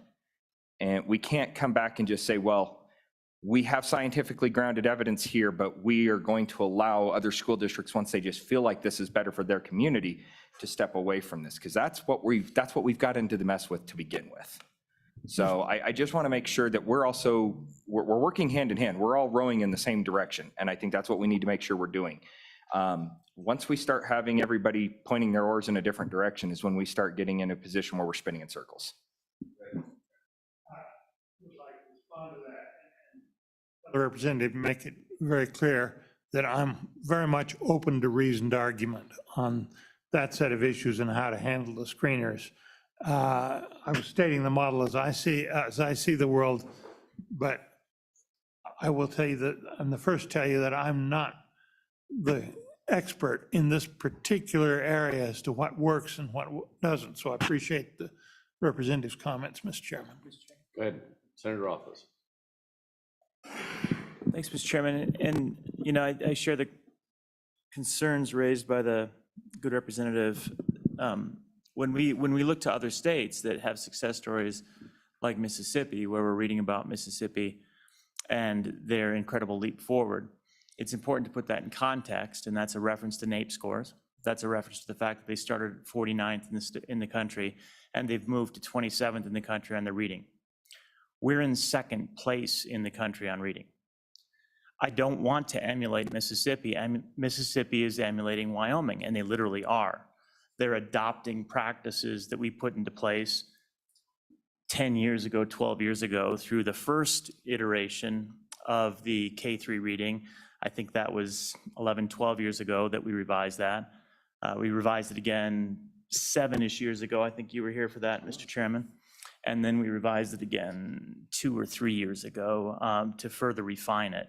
So we need to understand a great job, Mississippi, for improving and effectively following in the same path that I think we've been trailblazing for a while.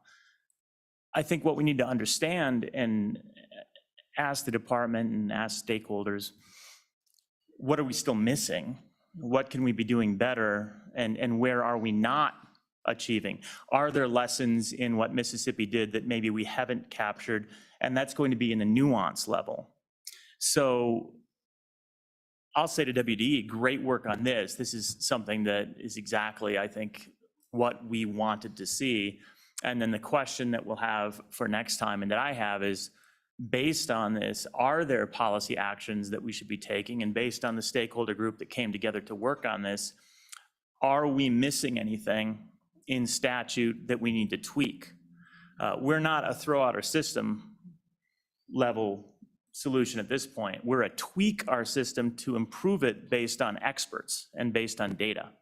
So my question to you is, where are those tweaks? What should we be looking at? What did this process prove out is not adequately addressed through the legislation as we have it right now that we can be doing better? Again, consistent with what Representative Brown is asking, what does the data say we should do and how should we do that? Go ahead, Ms. Hamel. Senator Ruffus, do you want an answer to that right now? Yes. It's a pretty big question. I want a line by line. So, You sure supposed to say, don't you think? so as I mentioned before, the work will absolutely need to continue. We feel like this is a really great start. We recognize that our districts across the state are in different places based on the information that's reported on the WDE 626. We have shifted that to be able to have a data collection that we're able to quickly identify and match which districts are performing well and what are their practices, so that we'll be able to take a look at that. We are aware of what our 25 districts that are participating in the CLSD subgrants, what they're working on. And I think that it would be premature of me to speak to what the cabinet that has just been newly formed to continue this work might want and might recommend. But we do know several things that are missing in the system, I think. And one of those would be that professional development using a coaching model. And we did, through our CLSD for our 25 districts that are participating now, we just offered a 6-month-long coaching conference to help support those districts. We'll be eager to see the impact that makes. But, there are additional places I think that this cabinet will continue to research and look at, and we'll certainly come back with some policy recommendations. Mr. Chairman, one quick development. Quickly. Yeah, it will be quick. Integrated screeners in the classroom as part of a standards-based approach as opposed to static screeners where the student leaves the classroom is something that, that concept is something we talked about over the years, and I've heard feedback from teachers that those are effective if you know how to use them, and that might be a challenge, is that not everybody is trained in that. Is that part of the discussion? Is how can we get to the point where our K-3 teachers are kind of empowered to do those in-class throughout the semester screeners based on key standards and looking for characteristics and behaviors instead of relying on external screeners? Mr. Chairman, certainly that has not been part of our conversation to this point, but I think the professional development kind of reflects that, in that we want you to be able to recognize early when a child is not progressing as we would anticipate. And so that's kind of where what you just described comes in, but we still want to support that screening process. One quick question. Go ahead. Mr. Chairman, one quick comment. Ms. Hamel said big differences among the districts, and that is certainly true. And so you look at some of the key YTOP results, the best districts are 25 percentage points or 50% better than the state average. The worst districts are even further away from the state average on the wrong side. There's something going on there, Mr. Chairman, that I don't think we fully understand yet. I think some of it is quality of management of the district and how we get at that. I haven't found the levers yet, Mr. Chairman. But that's another issue we'll have to think about as we develop legislation. Agreed. Thank you for the report, Shelley.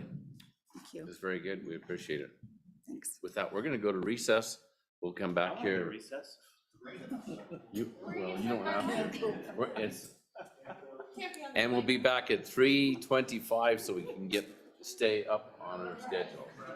Yeah, compete quickly. I'm going to recess. Unfortunately, it's not raining in my fields. I can see. It's a break. It's not a recess. It's a break. Well, when you're a man, you take a handstand. Wow, things changed outside.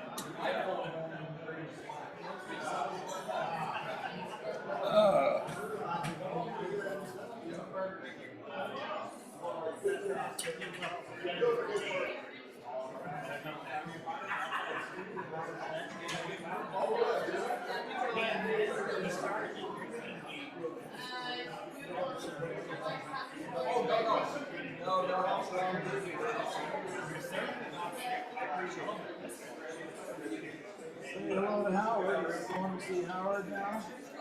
No, we've seen it.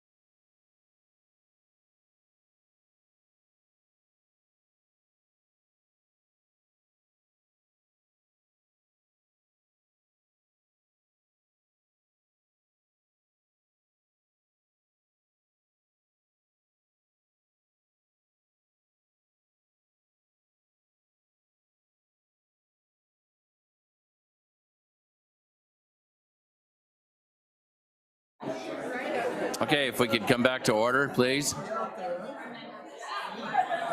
Could you hear me? I did have a question for you. I was gonna ask, like, why do we have 4 screeners approved and 8 more being reviewed? Like, why do we have 12 different screeners? We have 48 different districts, not everybody can agree on the same thing. No, just the expense with that, and then are you comparing apples to apples? Well, that's why the WDE is doing the screening checklist, to make sure that we're comparing our stuff. Closer? Right.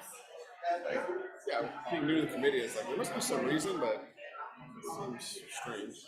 Can we motion for We always a start with bill that. to reject all federal funding? Sure. So that Whiteman can have a heyday and we can call their bluff. We'll just vote it out. I'm gonna whistle and see if I can get everybody to.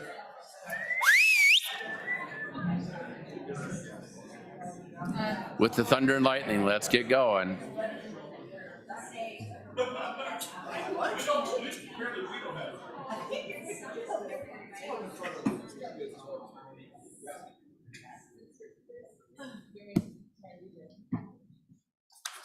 Thank you. So we left and have to do public comment yet. So we need to take public comment on kindergarten readiness and K-3 literacy. Anybody? Just fill up the seats, please, and we'll. Please remember to state your name.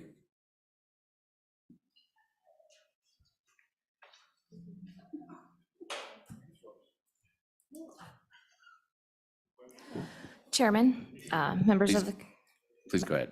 we ready? Yep. Mr. Chairman, members of the committee, I'm Megan Hesser, and about half of you know our story, as I've been speaking to you now for a few years. And for those of you who are new, we started our journey in 2019 with a first grader who would fight reading at home like it was trying to kill him. Kindergarten had been okay, but by Halloween of first grade, we were being told at the classroom party that he was pretty behind, and to make him read more at home to catch up. Took about 2 weeks for us to realize that this was not the solution, but that's all the advice his teacher had. The Christmas party, I'm giving similar information.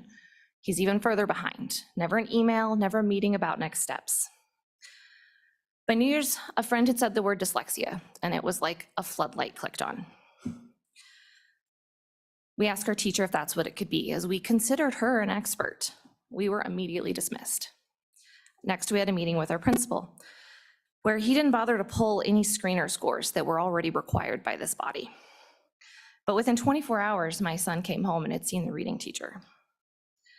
Then COVID hit, and reading work literally had my son in such a state of fight or flight that he was rolling across our family room floor to get away from the computer.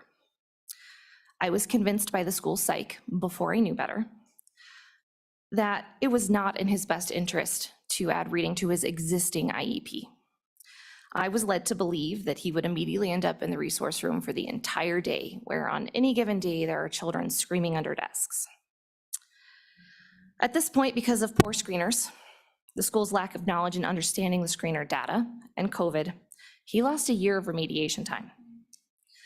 By the next fall, we had him privately diagnosed, where they found dyslexia, mild dysgraphia, extreme avoidance behaviors, but not ADHD, and the start of anxiety. And while he continued to see the reading teacher, who was decently trained for a classroom teacher, but given no program for intervention as also required by this body, second grade was also a loss for remediation. It took nearly the entire school year to get reading on his IEP. Then we come to third grade, where we have a teacher who is considered one of the best in the school and honored by our district, who heard us but never truly listened. In spite of my having started a master's program in reading science that I have now completed, clearly I was not a teacher, and my insight into my own child was disregarded. He had a SPED teacher who was a lovely person, and she could talk the lingo with me, but she made some errors in practice, and so we lost another partial year of remediation. Please note that teachers have the ability to create anxiety in these children. Can happen very quickly. Our son was made to feel in that third grade classroom that he couldn't ask for help because our teacher couldn't deviate. He was even afraid sometimes to ask for his accommodations. So please note that compliant in the classroom does not equal well-regulated, and a student must be well-regulated to learn. We ask our district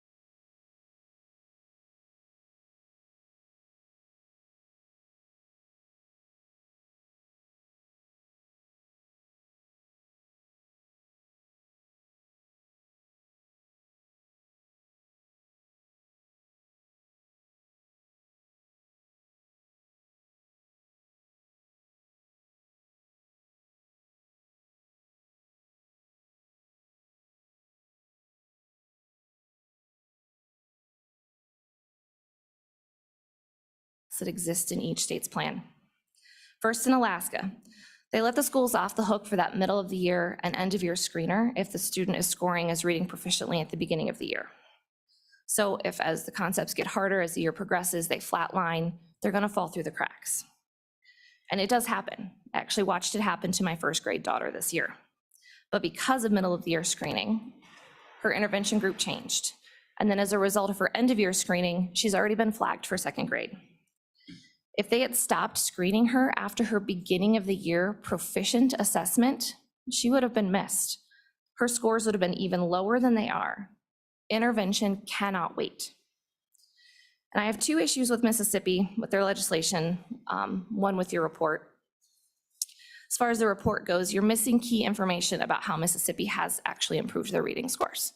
It's not been on the back of assessment intervention and remediation alone. They relied heavily on retraining current teachers and changing the standards for new teachers. The Barksdale Institute worked in conjunction with the Teacher Licensing Board to realign what teachers needed to know about reading to be licensed as an elementary educator. And this didn't just happen. They aren't following our lead. Mississippi started this 20 years ago after the National Reading Panel, which is when we started as well, but they actually went further. You just don't see it because it's not all in legislation. By changing the requirements for teacher licensure, it had the domino effect of requiring the university teacher prep programs to also realign what they were teaching. And I know we all want to believe that the University of Wyoming is doing a great job and that everything they said in their previous reports they've done and that they've changed their programming, I haven't seen any evidence of this. There are still teachers graduating with the same balanced literacy knowledge without the phonics knowledge. And to your point, Senator Scott, no, they can't teach a teacher to be ready for every program and curriculum that's out there, but they can teach them to be ready with how the English language works, with this phonics system that we have in place in our language. They can teach them how the brain acquires reading so that they are ready to step into any of those programs. As far as the legislation itself goes in Mississippi, we've discussed already that research shows that retention is never the answer to academics. The definition of insanity is doing the same thing over and expecting a different result, so you can draw your own conclusion on retention. And my second issue is their language. We don't want research-based, we want evidence-based. Research-based means that someone did a study, and from it I can draw some conclusions that will likely explain the results. Evidence-based means that I took the theory that I developed and I did solid scientific research and it backed my theory. Someone else independent of me also did scientific research that backed my theory. And if this is replicated enough times, it becomes a convergence of data, which is how we got the National Reading Panel way back in 2001. And the term science of reading was born to reflect this convergence. And while I applaud the WDE for all the handouts they gave you, it's about 5 years too late. They should have been giving you all of this information when all of this started coming back to the surface and being revised. And in fact, a lot of the information you were given today was also given to you by an expert, Dr. Pugh, just about a year ago. And I know tomorrow is dedicated in large part to mental health. And I think it's past time that this committee considers that there is a link between K-3 literacy and mental health. People with neurodiversity like dyslexia, dysgraphia, dyscalculia, and ADHD are more likely to experience anxiety, depression, and suicide. I know it happens. My son is experiencing it. Multiple friends' children with dyslexia are experiencing it, and it does sometimes end in suicide. It has happened in this state to a child still in elementary school.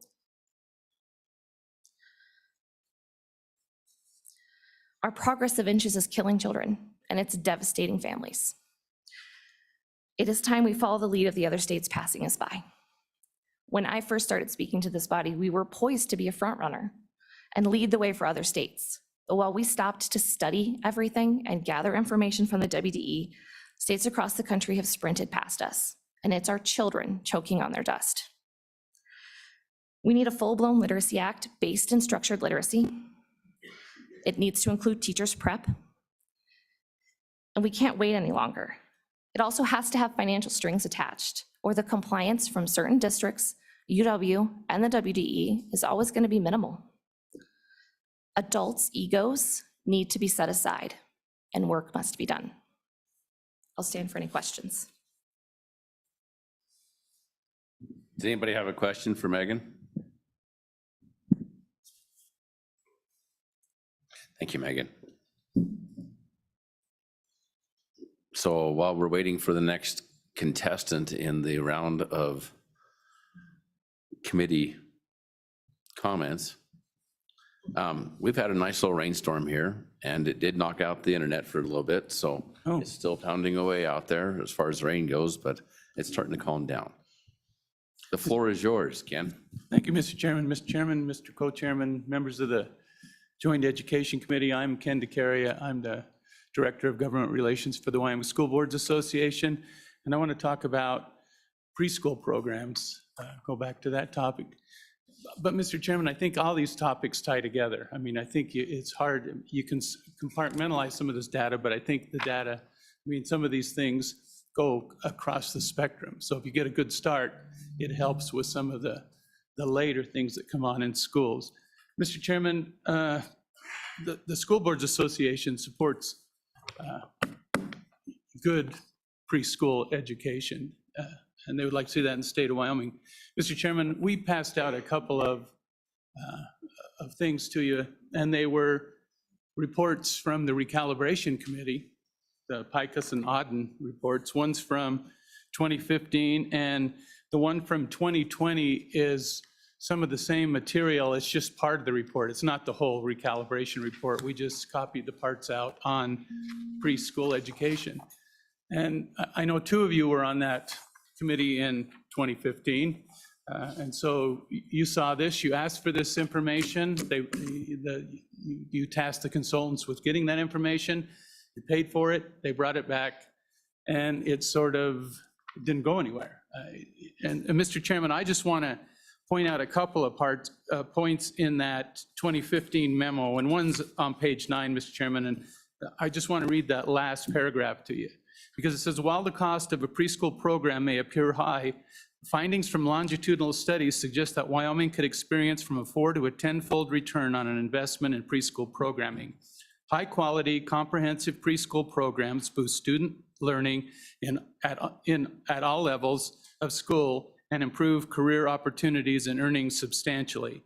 On a benefit-cost ratio, high-quality, comprehensive preschool programs are solid investments not only in Wyoming's future children, but also in the future Wyoming economy. Mr. Chairman, when I read that in 2015, it stuck with me, and it never kind of gone away. It's like, this is an answer that I think would help with a lot of what we're talking about. If you want a kid to read on grade level in 3rd grade, maybe we need to start before kindergarten. Maybe that process needs to start earlier so that when they get to kindergarten, they are ready for what they're doing in kindergarten. And Mr. Chairman, the impacts, if you're curious about that, they're on page 3, and it's a bullet point. But one of the things is it requires less special education, and so that would cut some of that cost. Because if you remediate early in the process, you're not doing it later on. Usually later on, it's more expensive and it's harder, and it takes more time, effort, energy, money in order to do that. And so, Mr. Chairman, you've had this information. It's there. I just wanted to make sure. I know a couple of you were there when it was put together. I'm not so sure that everyone on this committee has seen these reports. I think it's important, and maybe it's timely because of the topic that it comes back around. I mean, it's already the information.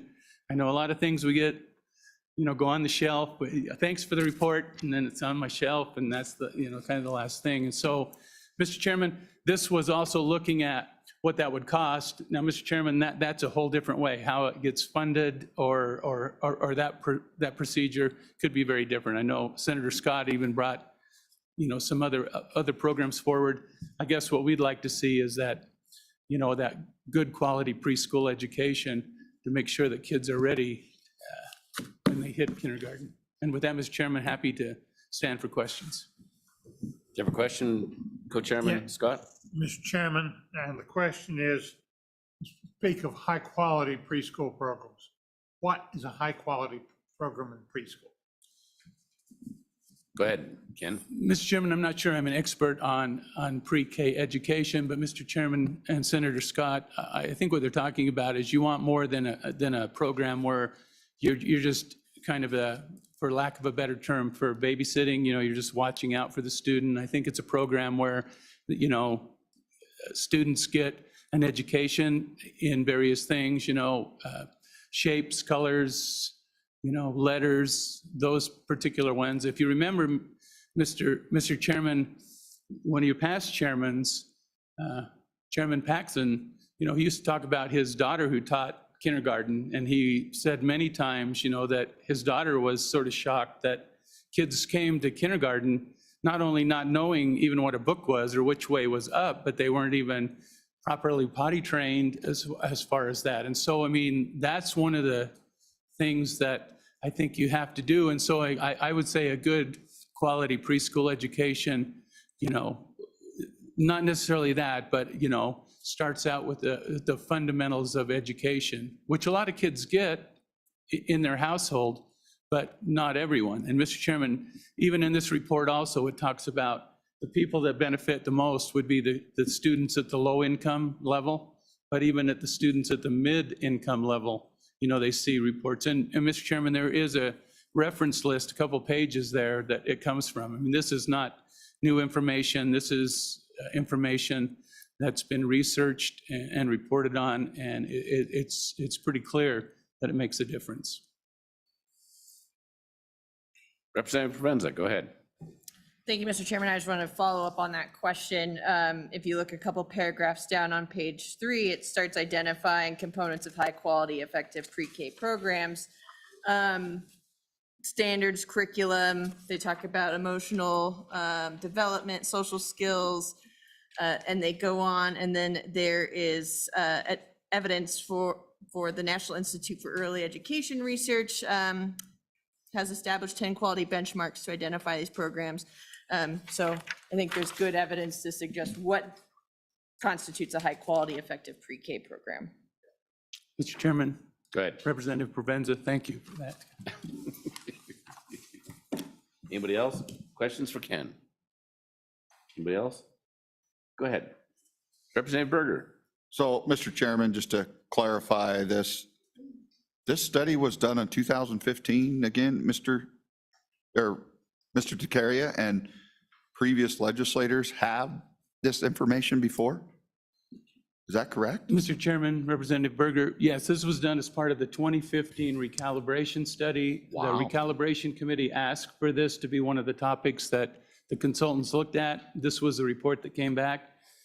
And again, it was in the 2020 recalibration. That's the other part, but those are only pages from a much bigger report. If you look at the pages on the 2021, it starts at 297. So there's a lot of stuff before that as far as that report. We just pulled out the pre-K section, and a lot of that is the same information, but it didn't change in those 5 years.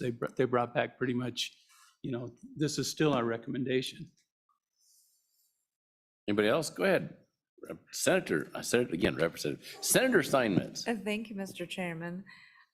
Just a couple questions.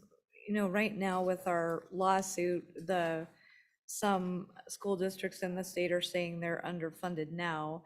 It looks like the price tag on this is about $214 million. And so where do you anticipate the funds coming from? Go ahead, Ken. Mr. Chairman, Senator, again, I'm not necessarily saying this was they asked at the time for the cost estimate of this particular one, of what it would cost. And again, the figure you gave was for if you did a quality one for 3 and 4-year-olds. They also had for just 4-year-olds, which would be less. Mr. Chairman, Senator, where money comes from is kind of the purview of the legislature. I get that, and they're the ones that have to decide that. And so I think in this case, that's mixing a couple of issues. I get it, what you're saying. I'm not making light of it or dismissing it. It's just, I just wanted to make sure, since that was one of the topics that was raised, that you were aware of what the research said. And I think even Senator Scott was talking about it in other ways, and I'm not sure. I think there'd probably be other creative ways of looking at how this could be accomplished. And Mr. Chairman, Senator, I'm not saying it's going to be easy. Go ahead, Senator Office. Thanks, Mr. Chairman. Yeah, we did discuss this on the recalibration committee both years, and really that was what ended up holding it back, was just the fact that the price tag was relatively significant. Again, it's another $100 million a year relative to $1.5 billion a year, roughly. So significant. But one thing that we did discuss is that that number looks a little bigger than it is because we already spend around $40 million a year on it. And most of those funds can be redirected towards it. So it is an expensive program, but Picus and Auden were still advocating for it based on the fact that it should save a substantial amount of money when we look at special education costs. The challenge is that you can't actually say it will save this much money and therefore it's a net savings. That was the evidence they were providing, was that if you actually address the issues that we've been discussing early enough and have students consulting and confronting those challenges early enough so that you can get everybody reading appropriately at that 3rd grade reading, then it ends up saving a tremendous amount where we spend far more than $100 million a year on special education. But again, in both instances, the recalibration committee was unable to pull the trigger on that because, again, the task of that committee is that K-12 obligation for recalibration. And so there's a constant discussion about, well, pre-K saving money for K-12 still isn't necessarily the direct responsibility of the recalibration. So it becomes a challenging conversation coming down to cost efficacy. But the belief of Picus and Odden and the recommendation why they kept bringing it back was it was the single most cost-effective way that the state could be spending money on education, and that for us not to be doing that, in their view, as the experts consultants that we hire for recalibration, was the state wasting money. Thanks for bringing it up, Ken. We appreciate it. Thank you, Mr. Chairman, members of the committee. Anybody else, public comment? Going once, twice? All right, we're moving on to community colleges. We have Matt Wilmarth up first. He's going to talk about district boundaries. Seems like somebody's trying to break into the crowd.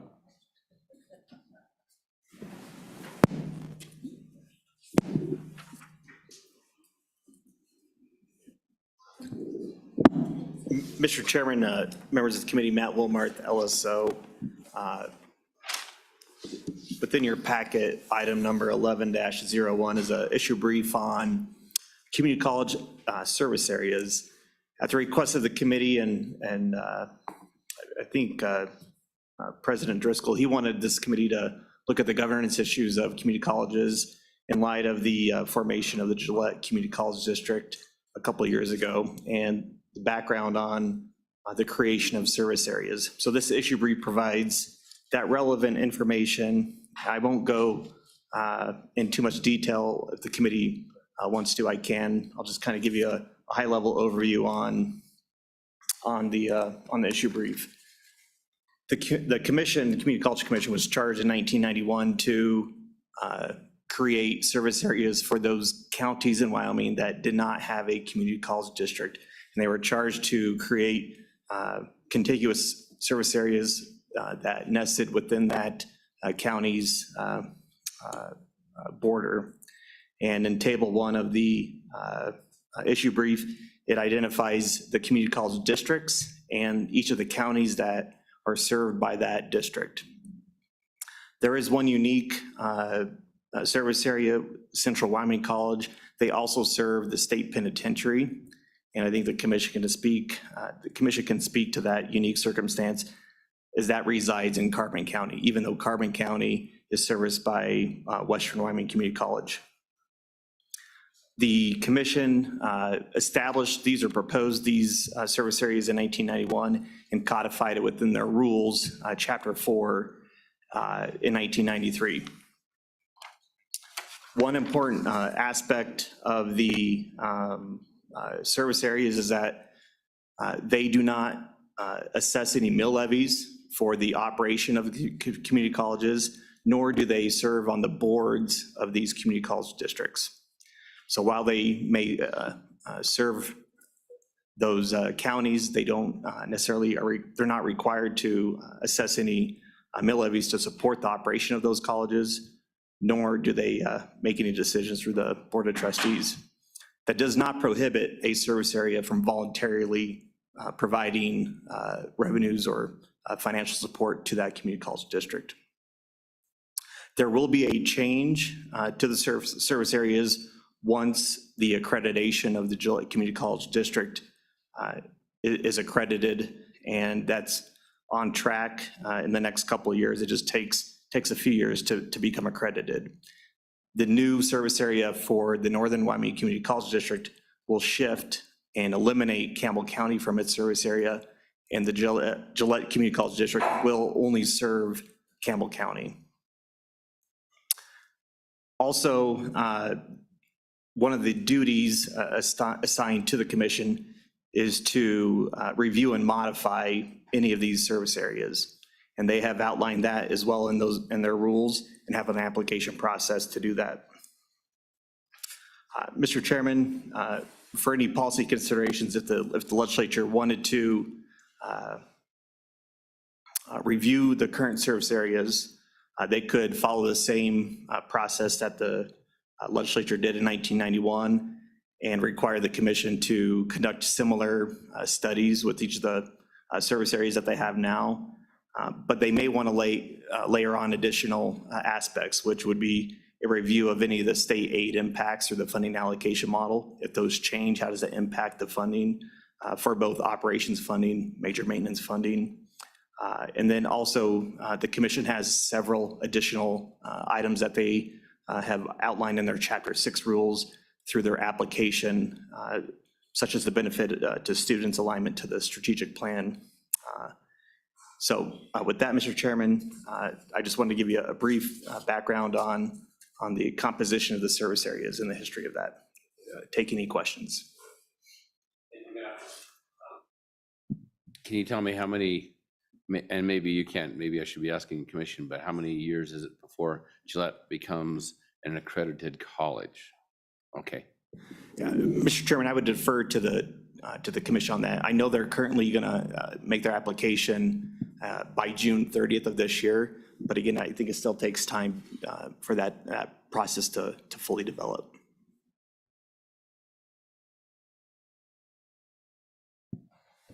Mr. Chairman and members of the committee, I am Sandy Caldwell, Executive Director of the Community College Commission.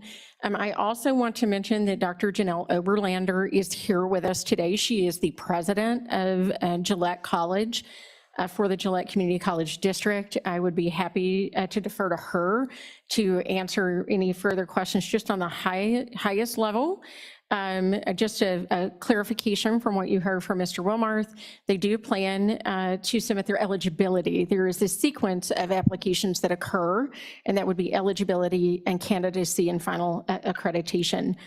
He is absolutely correct. They are on track. They do plan to do that, and we hope to see that come forward within the next, as Dr. Oberlander would say, 6 months would be great. 1 year is possible. It could be as long as 2 years. That's the way it works. But other questions, I would be happy to have Dr. Oberlander provide additional context for her college and the trustees of that college. That'll suffice. I just wanted to know how close we were to having to do something if we have to jump on this right away. So thank you. Any other questions for Matt? All right, thanks, Matt. All right, so that brings us up to all of you. Yes. Community college funding allocation model, Sandy Caldwell, Michael Swank, Christy Clausen. And Mr. Chairman, Mr. Co-Chair, I wanted to know if it would be permissible to go ahead and have Ms. Erin Taylor, the trustees, Wyoming Association of Community College Trustees, That'd be great. Join us as well.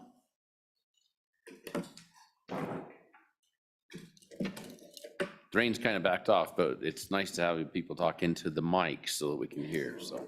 Mr. Chairman, members of the committee, I'm happy to bust out my teacher voice if I need to do so. And with that, if I can start and have introductions on this side with the staff. Yes, good afternoon, Mr. Chairman and members of the committee. My name is Christy Clausen, and I am the policy analyst for the Wyoming Community College Commission. Mr. Chairman, I'm Michael Swank, the Chief Financial Officer for the Community College Commission. I'll never live it down. We are happy to have Mr. Swank, just to be very clear. Mr. Chairman, members of the committee, again, I'm Sandy Caldwell, Executive Director of the Wyoming Community College Commission. I do have some introductions that I want to make before I turn it over to Ms. Taylor. We do have one of our new commissioners in the audience today, and that's Dr. Patty Flynn Elliott from Shell, Wyoming. She is here with us today. She'll raise her hand there. On Zoom, we also have the chairman of the Community College Commission, and that is Megan Getz from Laramie. And then I do know that on YouTube today, we have Vice Chair Greg Blickery. He is a former legislator. Some of you know him quite well. He is from Gillette. Jackie Freeze, Dr. Jackie Freeze from Rock Springs. I believe she is watching on YouTube as well. Natalia Macker is one of our new commissioners from Jackson, and you are correct, that is the same county commissioner, Natalia Macker, who is serving on another commission.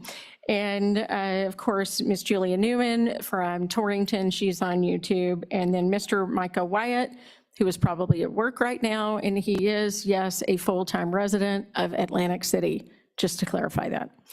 And I also want to introduce our presidents, who some are with us today and some are watching on YouTube.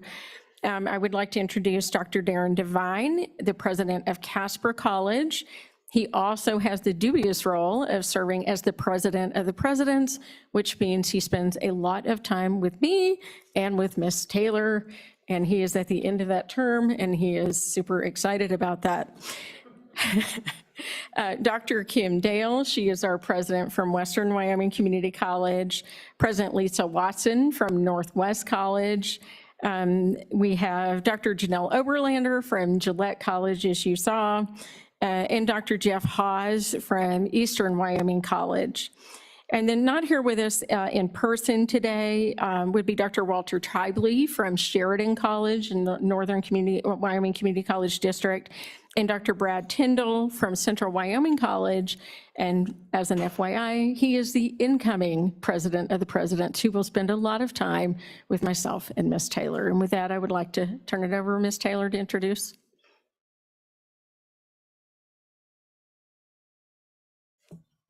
Hi, good afternoon, everyone. I'm Erin Taylor. I'm the Executive Director of the Wyoming Association of Community College Trustees. And thank you for obliging and letting me join you today. I'll pipe in here and there, and add a little bit of perspective from the Trustees Association, and we'll explain a little bit about how we work with the commission as well. But I wanted to have your elected trustees who are here to join us, many of whom are behind me today. So trustees, I'd like to ask you to stand if you'd like. From all over the state. I think we had some others who were here earlier today, but they're here to visit with you, and hope that many of you are able to join us this evening. So thank you for that. Put on for you. Okay, so Mr. Chairman, if we can then move right into the content, we will be as quick or as brief as you would like for us to be. We know that we are to go in detail. We thought it would be important to make sure we provide some background of the commission, the community colleges system in our state, particularly with the number of new committee members that we have. And then you're going to hear a little bit about this strategic plan, the statewide college system strategic plan. That's very important because that is a fundamental aspect of our budgeting process. And you actually heard Mr. Wilmarth mention that. So, and then after that, Mr. Swank is going to knock your socks off on talking about the background of the funding in the funding allocation model, and go in that is as much detail as you would like, because Mr. Swank can go into great detail on that topic. Okay. Next slide, Michael. Other duties as assigned. So one of the things we wanted to make sure and share is that the commission is not a governing commission. That is left to the locally elected trustees to govern the colleges. The role of the Community College Commission is coordination across the system.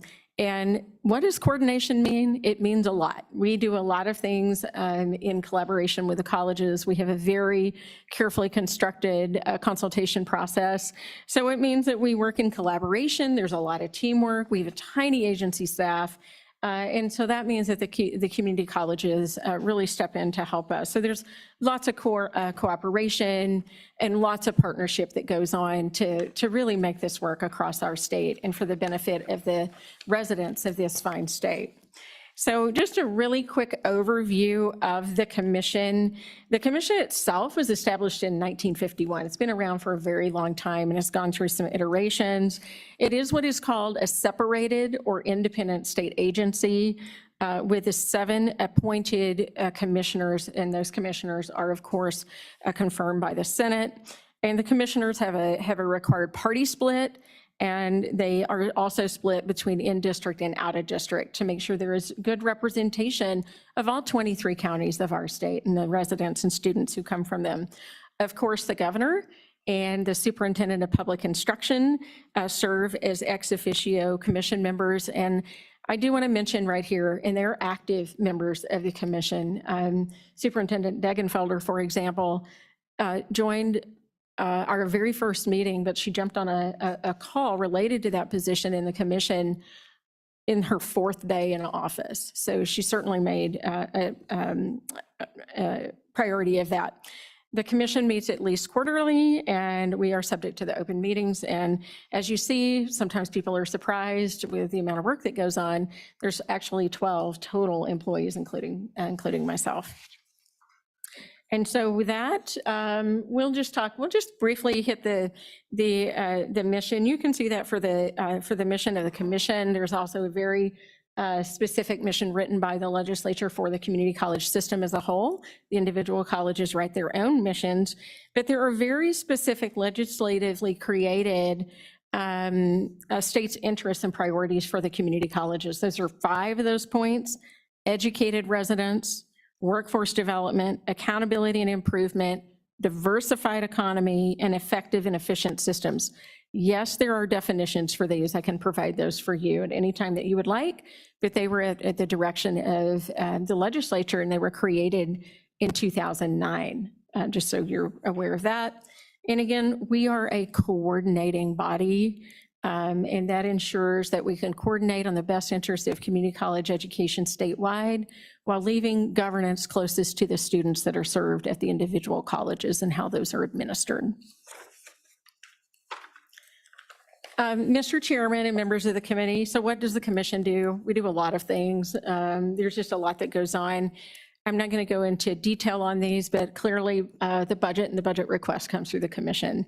We have a whole set of functions: general functions, coordinating functions, administrative functions, approval functions, report and review functions, and then some implementing functions, and many things that impact not only the community colleges, but the university. For example, the Wyoming Investment Nursing student grants comes through the Community College Commission because we have the ability and capacity to promulgate rules on behalf of the implementation of legislation. So a few things that we wanted to highlight that have really been on our agenda. This committee itself has spent a lot of time talking about, and those are some really some things that have some statewide impact that have been actually many, many years in the making. Some of these directly from legislative direction and state plans that have been put in place. And so we work to make that happen. We work collaboratively with lots of partners, other state agencies, and you're going to see that in just a moment. I wanted to highlight just for a second, though, 3 items because this really impacts students and students' lives. And that's Wyoming's Tomorrow scholarship.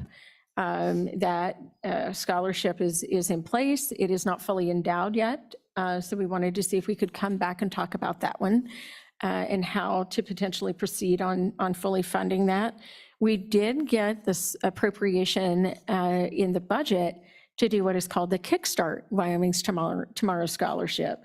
That statewide campaign, we call it Kickstart to reduce confusion for when Wyoming's Tomorrow is fully funded.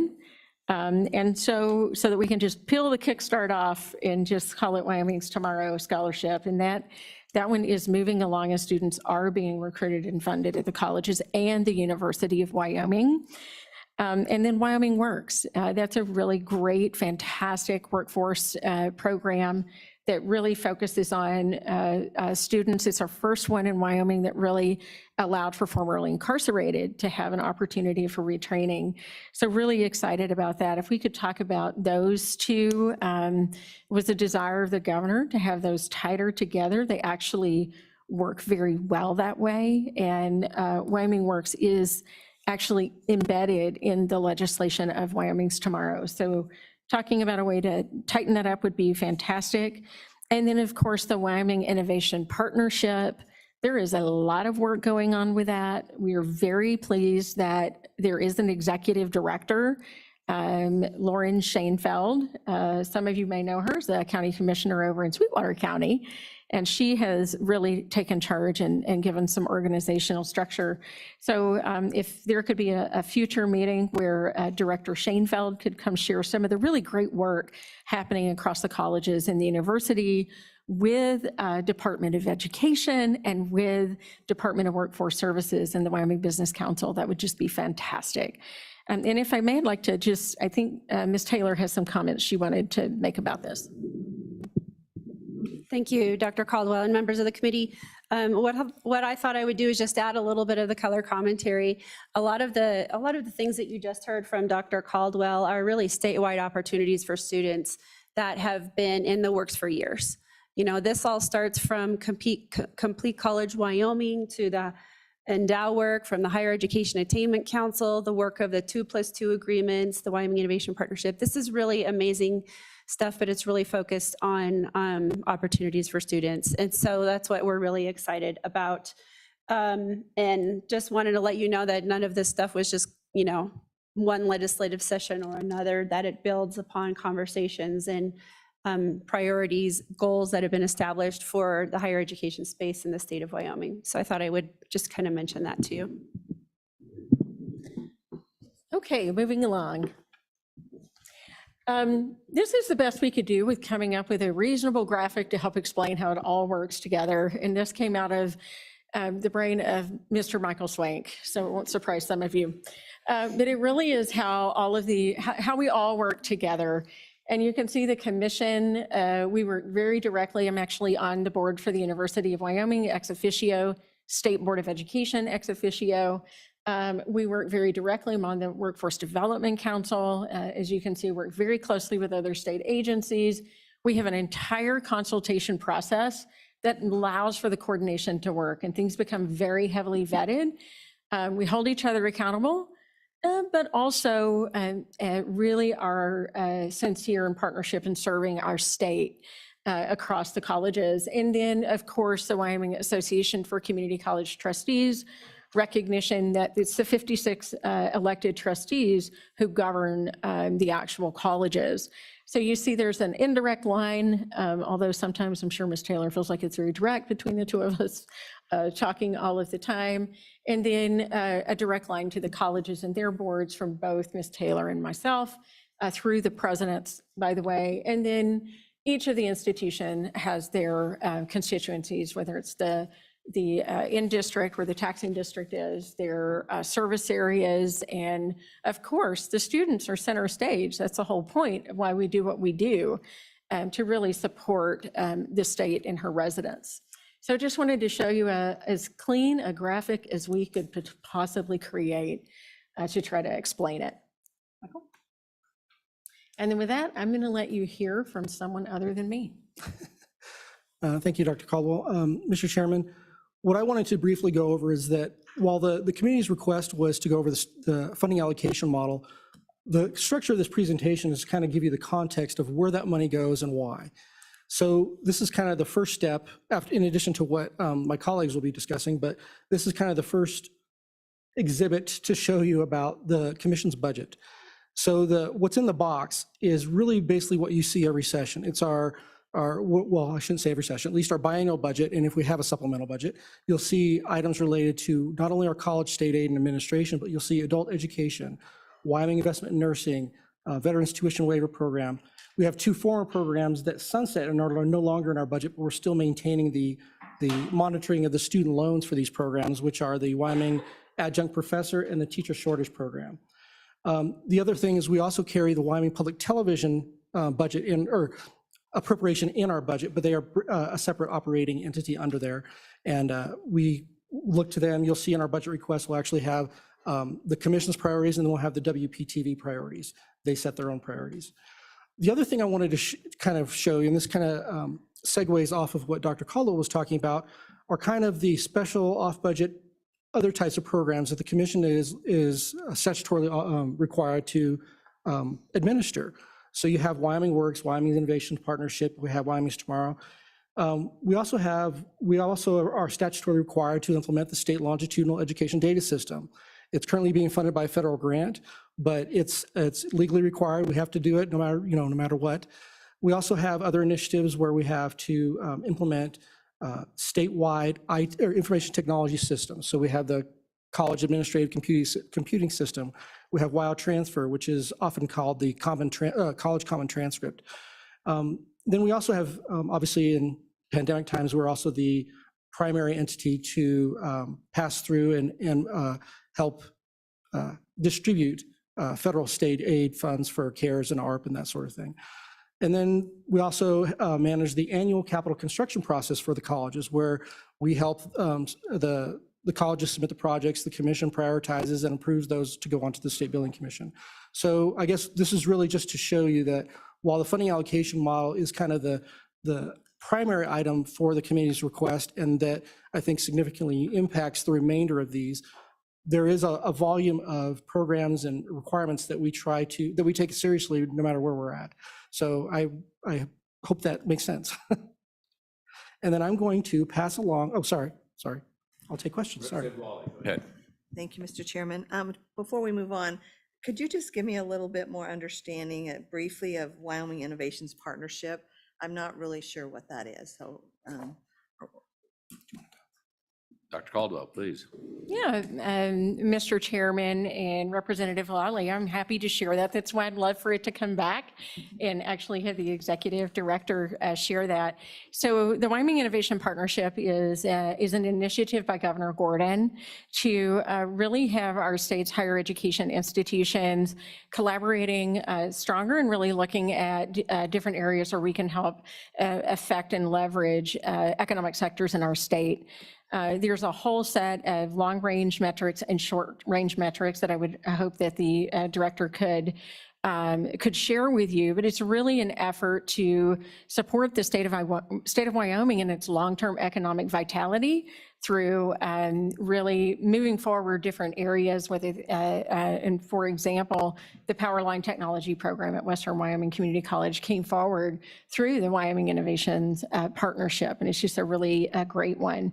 We have a couple of things that you are going to hear from Ms. Clausen, our policy analyst, because she is going to talk about our strategic plan, and you're going to start to see how the effort of the Wyoming Innovations Partnership is directly impacting the state's interests that the legislature put in place. So that's our super short summary. It gets into a whole aspect of research around the university and those types of things, but I think you'll start to see a little bit from Ms. Clausen. Ms. Taylor, do you want to add to that? No? Is that good? I think that's good. Okay. Anyway. Thank you, thank you, Mr. Chairman. That was very helpful. Thank you. All right. Onward again. All right. Well, as the policy analyst for the commission, it's my job to track all kinds of information from the national level down to the local level on post-secondary education. And I'm here today to give you a brief explanation of how we use that information and data to guide the direction of the commission. Both the commission's priorities and our budget request are tied to the goals and the objectives in the Community College System 2021 through 2025 strategic plan. And I should mention that that strategic plan is not only an anchor for our state's post-secondary education goals, but it also influences the focus of the strategic plans of all of the individual community colleges in our state.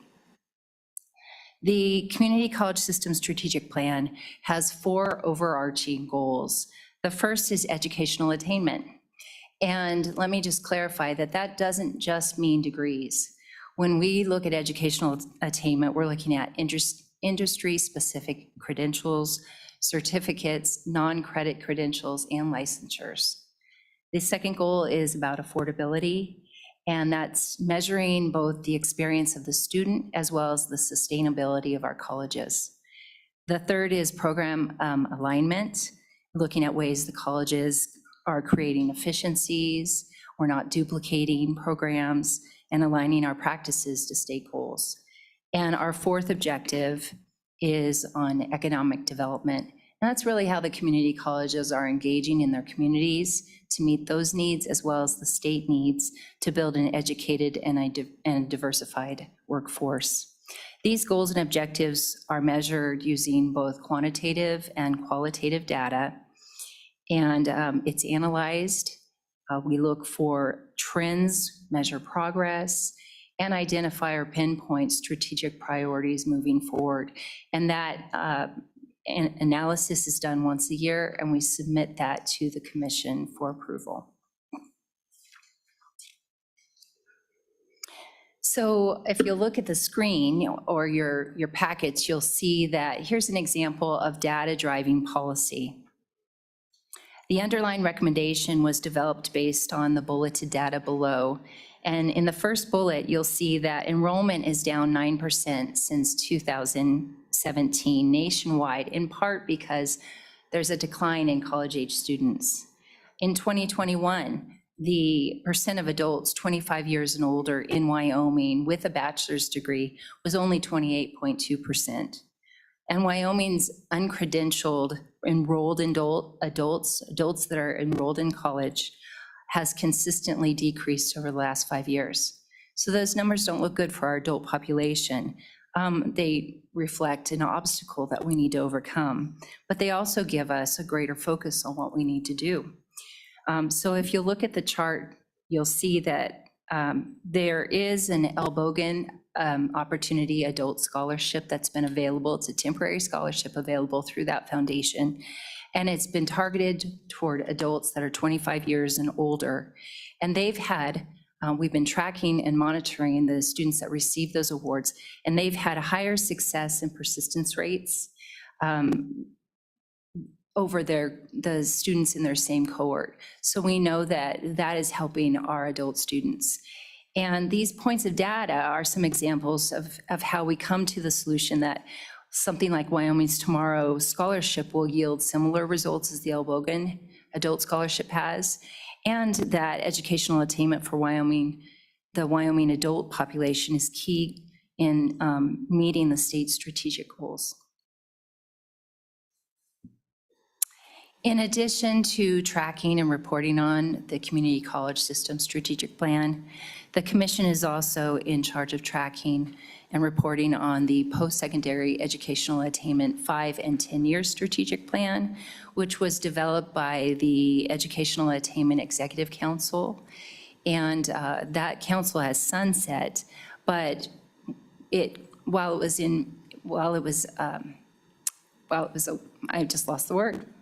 in place.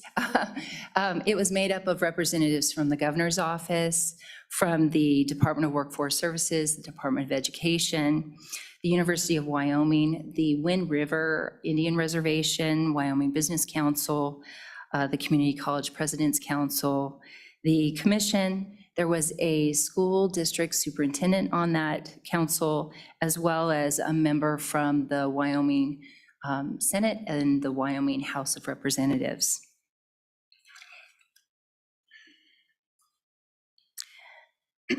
That strategic plan also has 4 overarching focus areas, as you'll see on your slide there, and it consists of specific metrics and measures under each focus area. And the specific directives in this plan were agreed to by the community colleges, the University of Wyoming, the Department of Education, the State Board of Education, the Department of Workforce Services, and the commission as the tracking and reporting agency.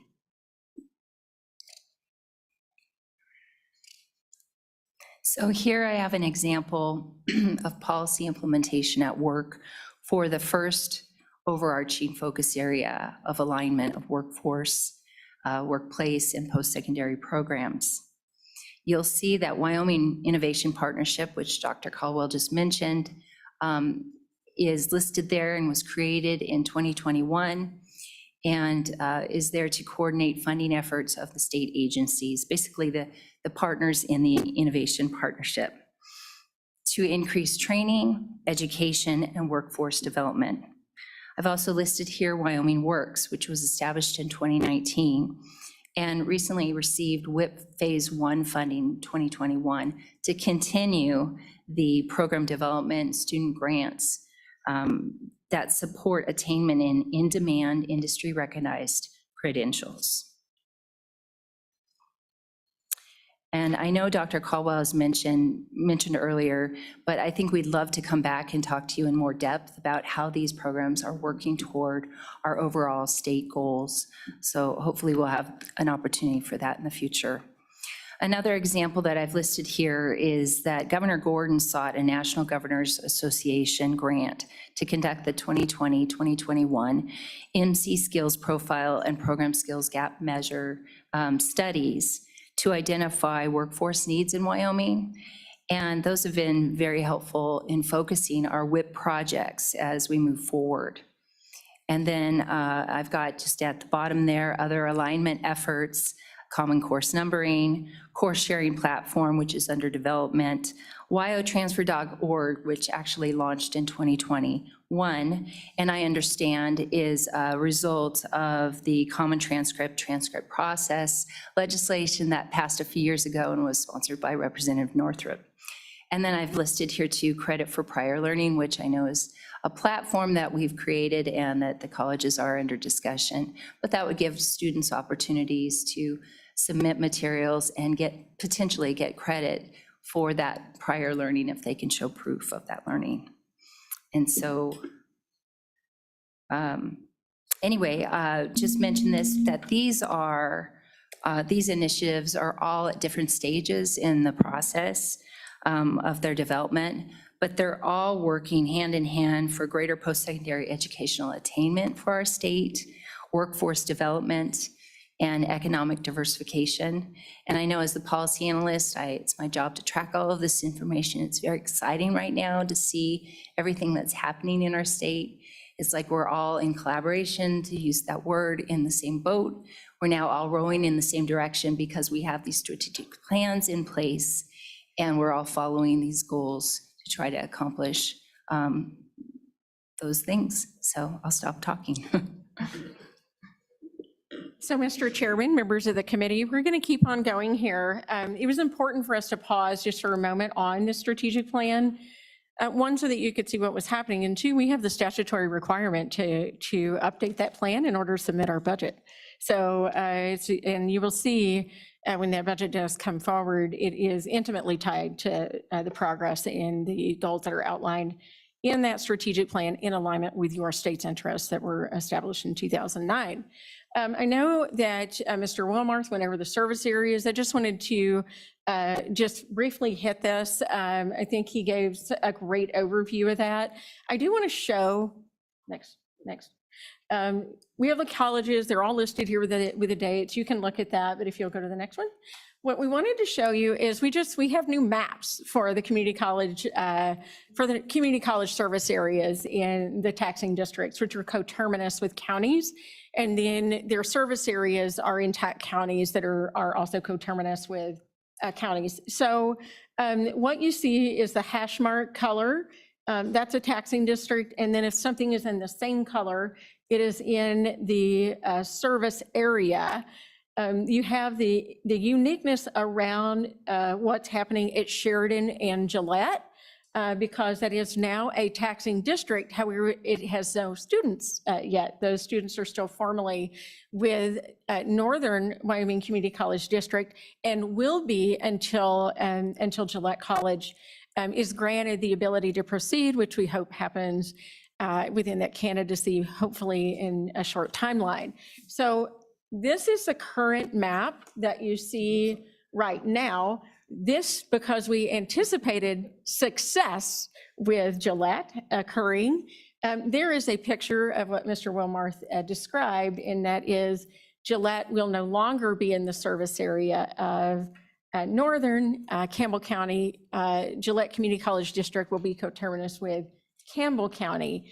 And that is what our map will look like when Gillette Community College District becomes, I think they get to say that, I'm looking at the president, a candidacy candidacy prior to the final, what's called accreditation. There's a whole lingo around that. So one thing that we did want to make sure and share, and we're happy to give you this information. The process for any county to change its service area is already in place. That application is there. The origination of changing a county into a different service area comes from the county commission. And there has not to date ever been a request to make that change through the commission. But we make sure that whenever the legislature tasked the commission with doing that many years ago, that the process is in place should that ever occur. So it is in place, and we just wanted to highlight that. Go ahead. And then with that, Mr. Chairman and members of the committee, we, meaning Mr. Swank, is going to start to get into the details of how the budget works. He's going to start with enrollment first, because that's the anchor for budget. Thank you, Dr. Caldwell. So between here and the remainder of the presentation, it's kind of building on where the funding model comes from. So one of the core pieces of the funding model is enrollment, both just enrollment and completed credit hours. But we wanted to give you some context as to how enrollment looks at the colleges. So the first two bullets on this slide show you a significant difference between full-time enrolled students and part-time enrolled students. So 80% of college enrollment are from part-time students taking less than a full-time load, but still require the same sort of advising, support, other types of services to engage their coursework and use of the institution, that sort of thing.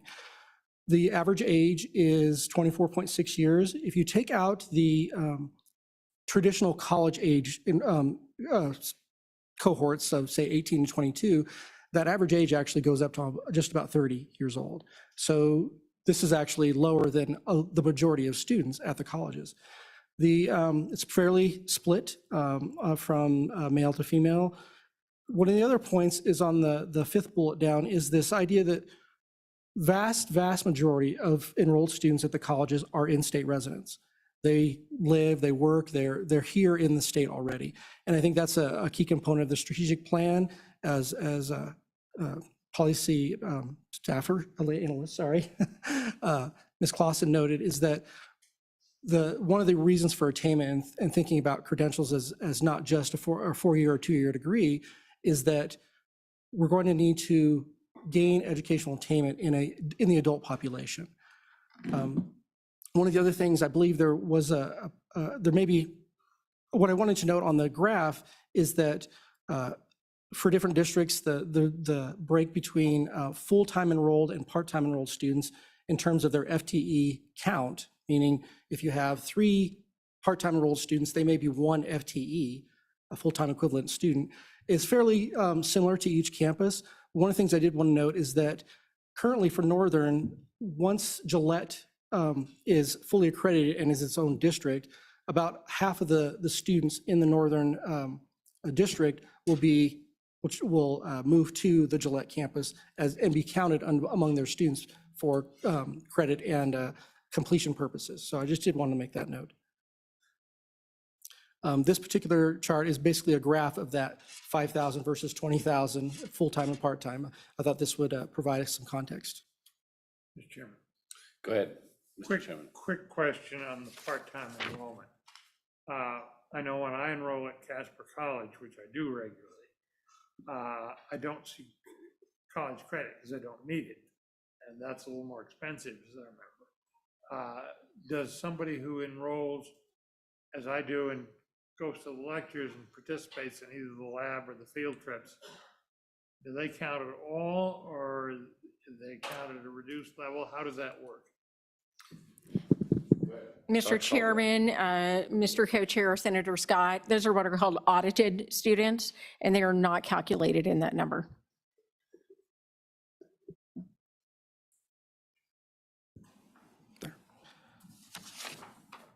Mr. Chairman, to go kind of step our way up to the funding allocation model, one of the things that we want to provide information to the committee on is how colleges are funded, generally speaking. So you have what, in different industries, maybe thought of as the three-legged stool. So you have state aid, you have local revenues, and you have tuition fees, which are borne by the students.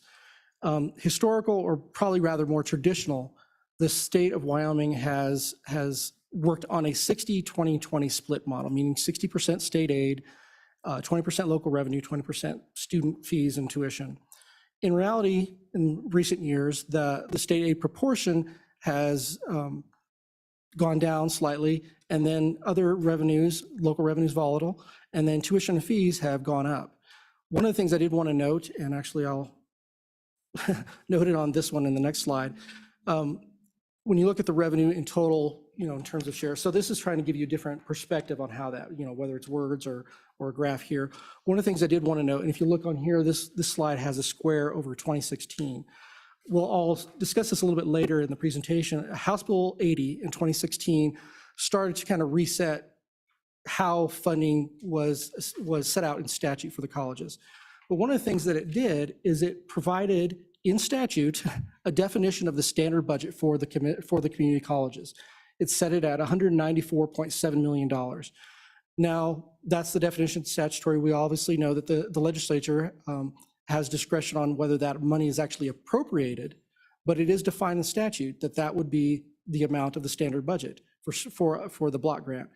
The other thing is that when that was set, it was roughly at the 60-20-20 split. So that was kind of the first recognition of state aid being that portion of college's operational funding. So I did want to make that quick note. This next chart is kind of the third perspective of looking at this three-legged stool.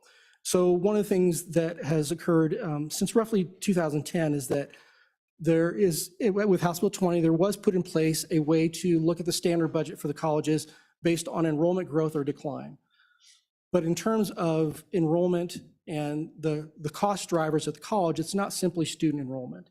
It is kind of the supports and the other services, what is commonly called fixed costs, that sort of stuff that contributes to the colleges just operating, their basic ability to operate. What this shows is one of the last times up until last year that the colleges received a non-enrollment based exception request appropriation was in 2010.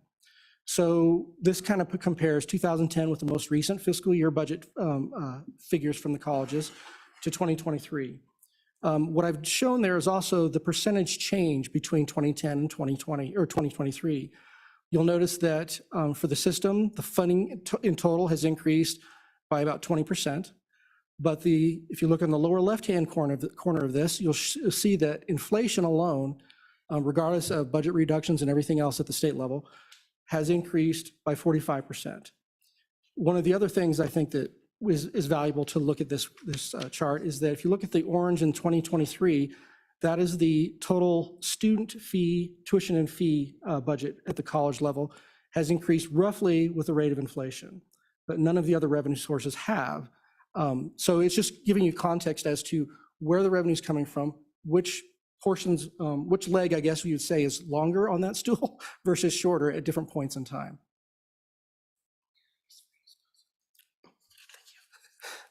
Sorry. Thank you for the reminder. One of the things that I forgot to mention is that one of the reasons to highlight the tuition and fee change is that while the university is set out specifically in the Constitution as to be the tuition to be nearly as free as possible for students, in statute, that same language occurs in statute 21-17-105, which translate that same requirement to the colleges. And the commission is in charge of actually setting statewide tuition rates for the colleges. And they take that very seriously. In fact, at our next meeting in 2 weeks, we'll be having a half-day tuition policy meeting to actually have the commission consider how they want their policy to look roughly over the next 5 years. And then they will consider whether they set a tuition increase or change at their October meeting. So I did want to emphasize that the requirement for tuition to be as nearly as free as possible is also at the college level, not just the university. The next couple slides are looking at some of these. Sorry, go ahead. Go ahead, Mr. Chairman. Mr. Chairman, the state aid on this pie chart has gone from 97.8 million in 2010 to 107.9 in the fiscal year 2023. Is that entirely standard budget, or what? How's the standard budget fit into that? Mr. Chairman, that is the unrestricted state aid portion of the state aid that the colleges receive. So if you'll note, the colleges receive state aid for a block grant, for health insurance reimbursements, and tuition. This is only the block grant portion. So this is the block grant portion. Correct. What I'm trying to figure out is, how's the standard budget involved in that? Is it going up with inflation or not? Mr. Chairman, no, that is not. The standard budget does not go up with inflation. It goes up if the recalibration every 4 years changes in terms of what House Bill 80 does. I have this further in the presentation, but the only time that standard budget changes is during that recalibration. Mr. Chairman, when we get to that. Yep. The only other thing would be that at the discretion of the legislature, they can add an appropriation or additional funding outside the recalibration. Go ahead, Representative Provenza. Thank you, Mr. Chairman. Looking at that 97 million in 2010, I mean, did you calculate for inflation? I would think if we did the same thing today and we allotted the same amount of budget, I think it would be, I don't know, $140 million. Is that accurate? So like the idea being it's shrinking disproportionately with the rest of it, is that? Go ahead, Dr. Caldwell. Mr. Chairman, Representative Provenza, I think you've got the essence of that. It is well below what inflation has been. We actually were tasked by the Joint Appropriations to do a sustainable funding study on that, and we did provide that information on what that erosion has been to the budget. It is much lower. We'll talk a little bit more about that. Representative Brown. Thank you, Mr. Chairman. Just curious what the Hathaway Scholarship has done as far as the tuition. How has that affected the tuition and what we input into tuition? Mr. Chairman, Representative Brown, I do not have that, but I can get that for you. Thank you. Representative Provenza. You're on a roll now. Thank you, Mr. Chairman. You might have this. I can't remember. I went through these materials late, but in correlation with the tuition increase, what's our student population look like in terms of like, do we think that there's a negative impact on that tuition increase on students to a point that it's creating a bar for some people to even be able to attend?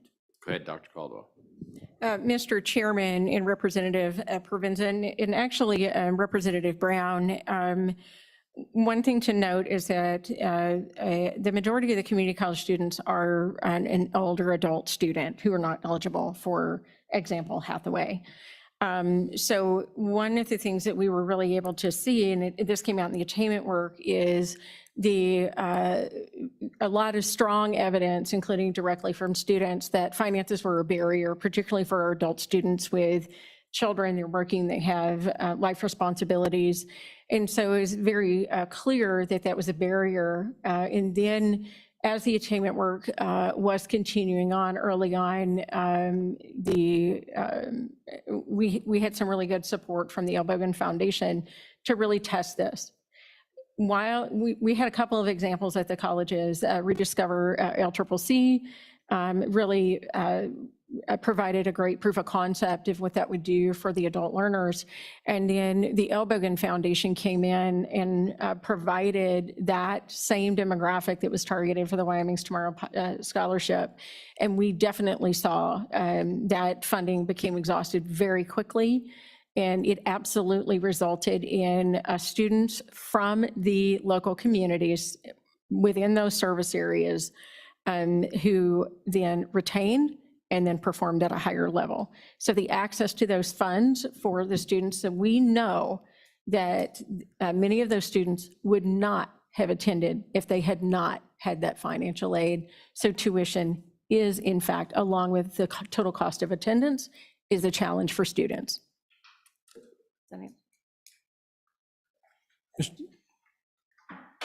Mr. Chairman, the only thing I'll also add is that at the tuition policy workshop that we're going to have in June, this kind of central question of tension between having students have skin in the game, so to speak, versus making sure it's as nearly free as possible becomes that discussion point among the commission and the colleges about what may be reasonable, what may be palatable, as well as what is that elasticity of demand for students and at that financial breaking point. Mr. Chairman, oops, oh, I thought I saw a hand. Mr. Chairman, the next couple of graphs are just kind of to show you the trends of some of these different funding sources outside of state aid. Tuition, these are the tuition increases the commission has adopted since 2004.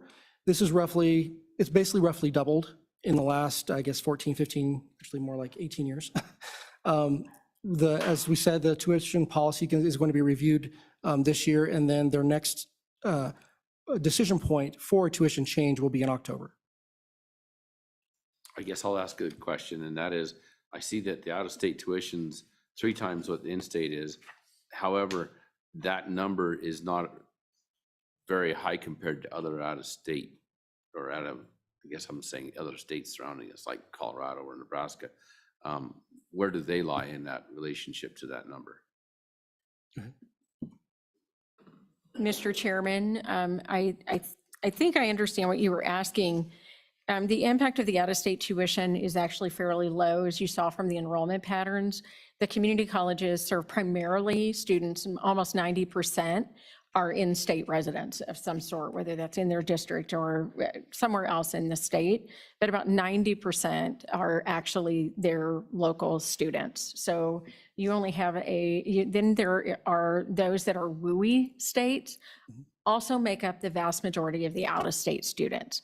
So then when you get outside of the WUI and, for example, some international students, it makes up a very small percentage of the overall student population at the community colleges. So that impact in funding is fairly small. But it's not a hindrance to the students trying to attend college. From out of state? Yeah. Mr. Chairman, I would have to go back and ask the colleges if that directly has been. I would anticipate that those colleges that are on the borders of the state with very close to neighboring states as to what that impact is. We do hear, but most of those adjoining states are WUI states. Go ahead, Mr. Chairman. Could you refresh our memory as to which the WUI states are? And am I right in thinking that Wyoming students get a reciprocal benefit when they go to school in one of those states?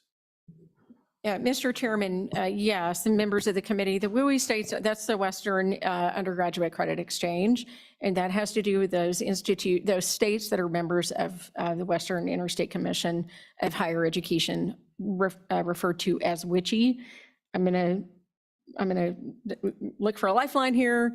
I believe that's 16 states. I think it's 14. 14 states and Nebraska, so that'd be all the Western states. So Montana, Wyoming, Colorado, New Mexico, Arizona, all the way west, all the way up to the coast, ending at the top with Washington, and we have added Nebraska.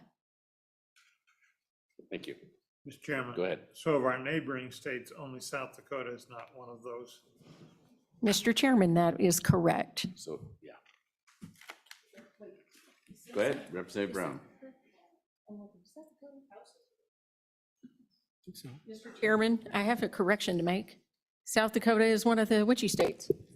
I'm looking back at my WICHE commissioner. Okay. So, I was going to say, I think the same thing, because Black Hills State. Yeah, it's one of our states. Yeah, So, so- Mr. Chairman, I stand corrected. All of our adjacent states are WICHE states subject to the WUI provision, which would be the vast majority of out-of-state students. And Mr. Chairman, I just had a question on top of that. Do we have an understanding of how many WUI students we actually see come into the state? I looked for it, but cursory overview, I couldn't find it. Do you guys have that by chance? Mr. Chairman, Representative Brown, yes, we do have that information. I don't have it right in front of me. I think we linked the enrollment report that is in your presentation, and that is the most recent completed approved enrollment report, and that does have the demographics, and we can get that information for you. Yep, just dump it to the committee again, please. And Mr. Chairman, Go ahead. be sure it includes University of Wyoming. Mr. Chairman, we can gather that information, absolutely. That's public information for the university as well.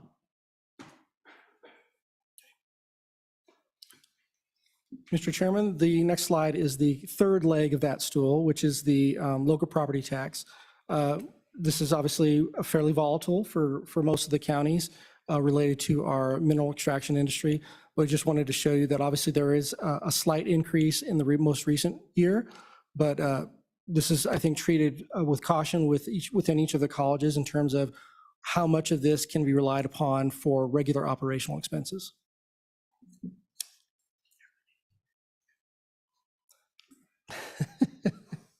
And Mr. Chairman, I wanted to make a few remarks around this conversation about property taxes. Obviously, everyone here knows that's a big issue and will continue to be a big issue as we talk in the legislative space. But something that you see from the data presented from Mr. Swank is, and the prior slides, is that continuing pressure on the student side of it. And with the reductions in state aid and frankly limited levers that can be pulled, that's where the other side of the equation about granting property tax relief comes into, is the impacts on the entities that utilize those revenues. And so just wanted to kind of tee that up and make sure that as those conversations continue, we would love to be a part of educating the committee on what those look like. When I say levers, what could be explored, that was the work and the ask from the Appropriations Committee to say, give us some ideas. What could be out there in terms of when we talk about sustainable funding, what does that mean? There's an entire legislative subcommittee that studied that, a committee born out of the commission space also did the work to support that legislative committee, where we quite literally have a spreadsheet of funding options. And so I just wanted to say, and I heard Dr. Tribly say this last week, it really is the tale of two rights. When you're looking at granting property tax relief for the residential space, which by the way is the most stable source of revenue when you consider what this local line looks like for property taxes for the community colleges. But it's also a right to consider the impact on the folks that utilize those revenues. And obviously there's a fine balance in between. So I'm happy to continue in those conversations.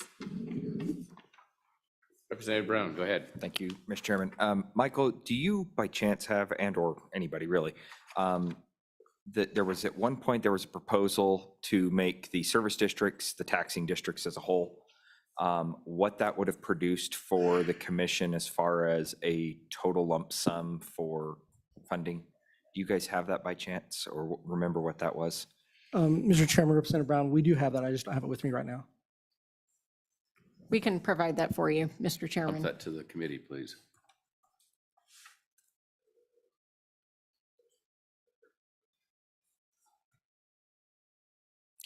Thank you.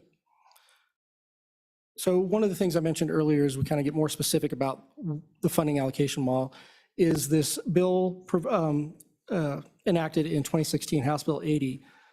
What this did was kind of set out four major things, but this has a summary of some of the pre and post impacts on the system. It set out the recalibration of the state budget, the state aid standard budget, which considers enrollment, growth or decline, and how that impacts the variable costs of the colleges.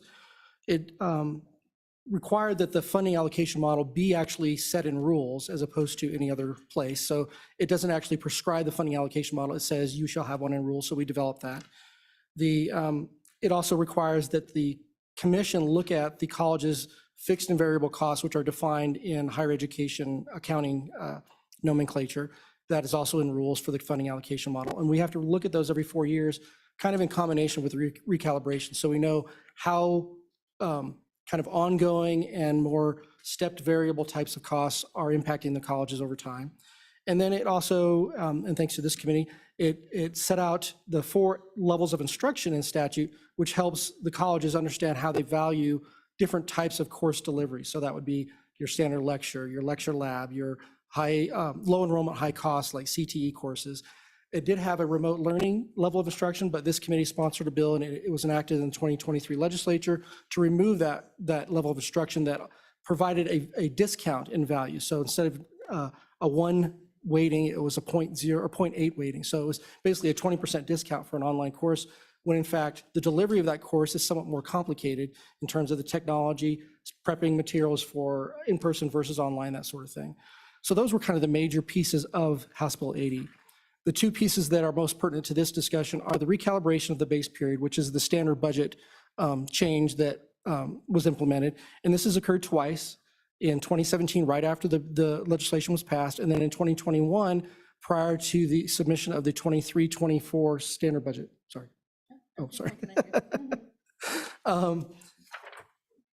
So what I will say, I think one of the more pertinent pieces of this slide is right at the very bottom of this slide. So like I said, it took place twice, but it just so happened that those recalibrations both took place during budget reductions at the state level. So the first recalibration, due to some declining enrollment between how you look at the base periods, the 3 most recent academic years versus the prior 3 academic years, it showed a decline of FTE enrollment, full-time equivalent, not necessarily looking at headcount or part-time. And it recommended, I believe, a $3 to $4 million budget reduction. Well, the budget reductions of 2016-17 was roughly about $11 or $12 million. So the recommendation was to not accept the recalibration reduction on top of those budget reductions.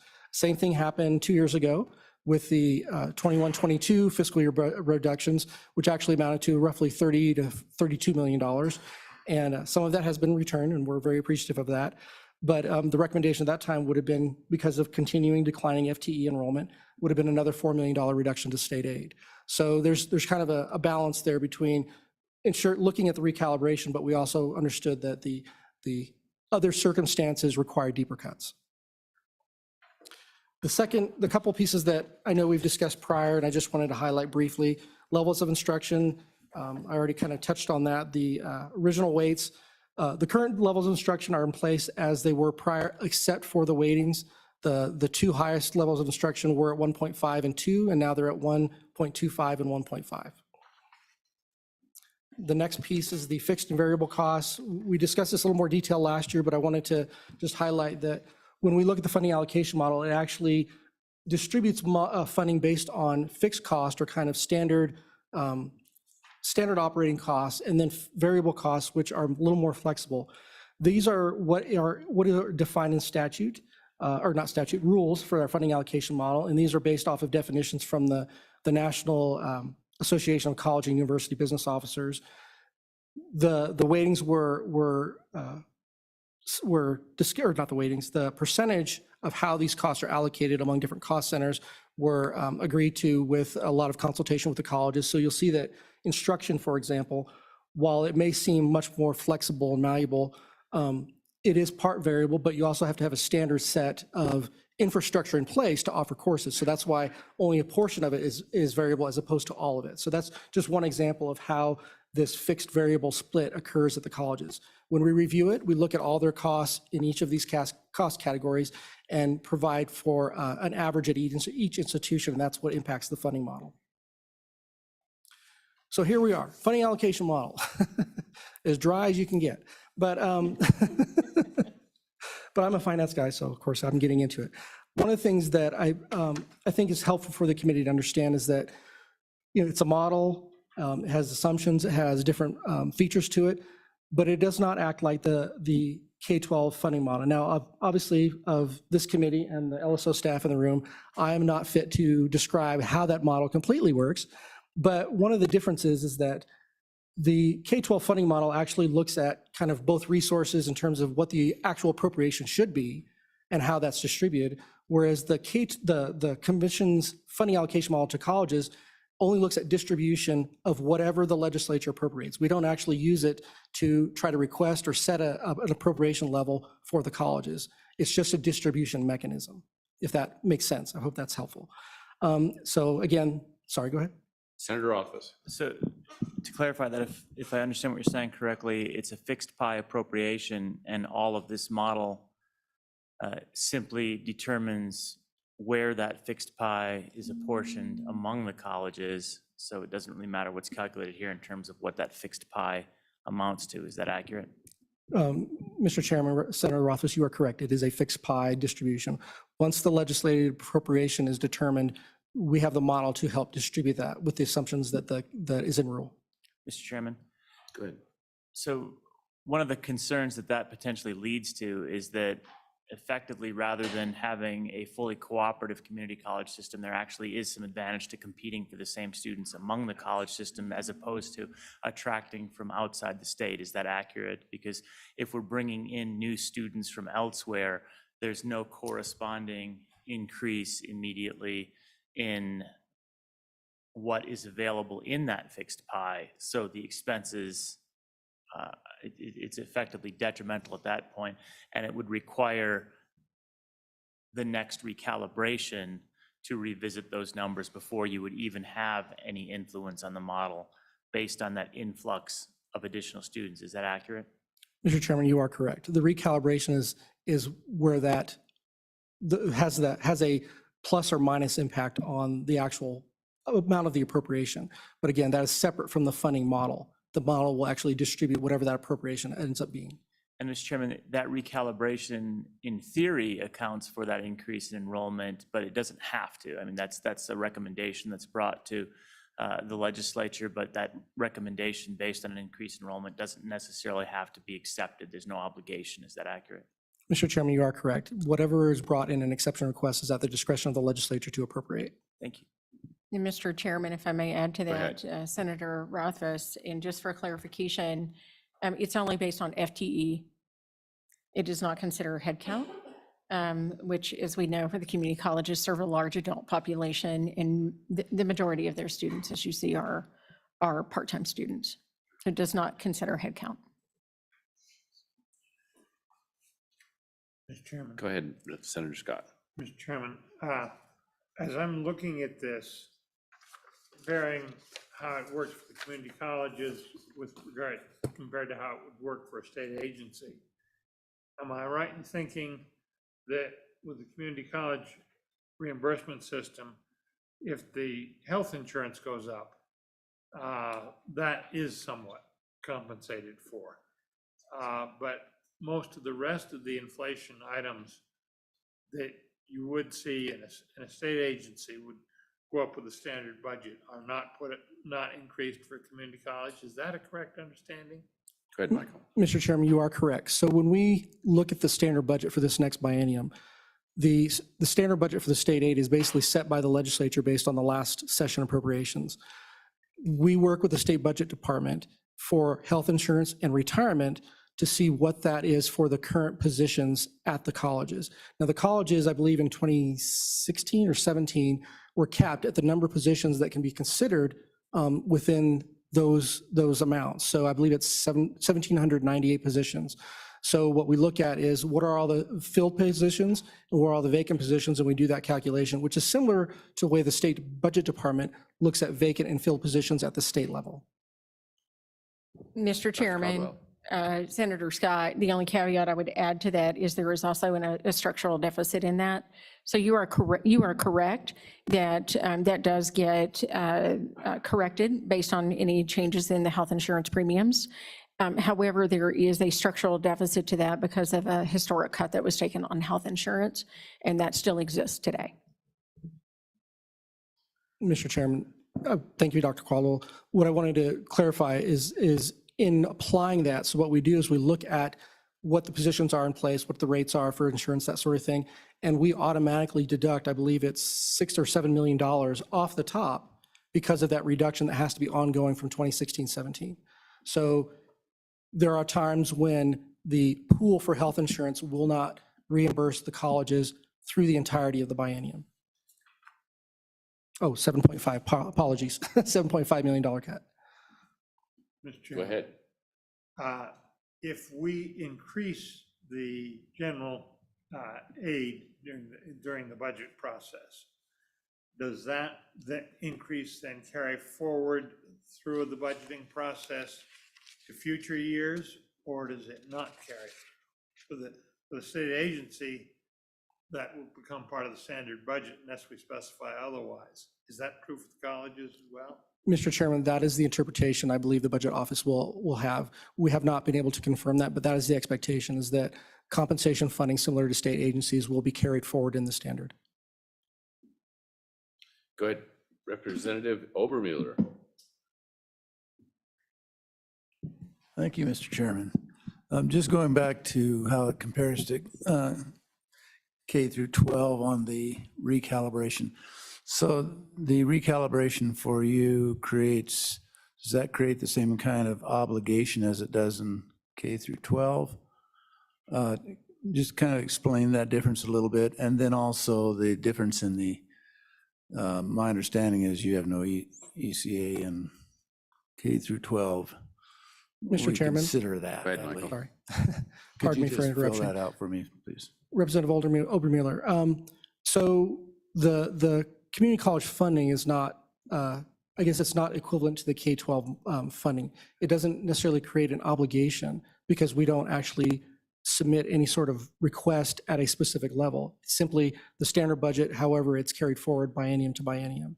So unless the legislature appropriates it and requires it to be an ongoing appropriation, then that's as far as it goes. There's no kind of, how much per student that gets funded per year going forward, and it increases. The second piece of your question is about, is about the ECA or inflation adjustment that currently does not exist in our system, in terms of we can't request that, first of all, in terms of putting the information in front of you, and therefore there's nothing for the legislature to react to in terms of accepting, appropriating, or changing that particular request. Go ahead. Go ahead, follow up. So the recalibration piece, what's its purpose? Is it just informational, or?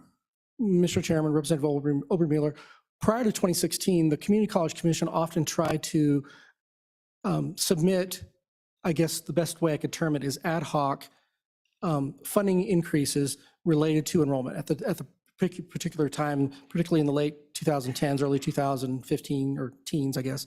There was continuous enrollment, and there was no mechanism in place for the colleges to consistently bring forward a biennial request to say, we've had 2,000 increase in students, therefore our costs are increasing, we would respectfully request a standard budget increase.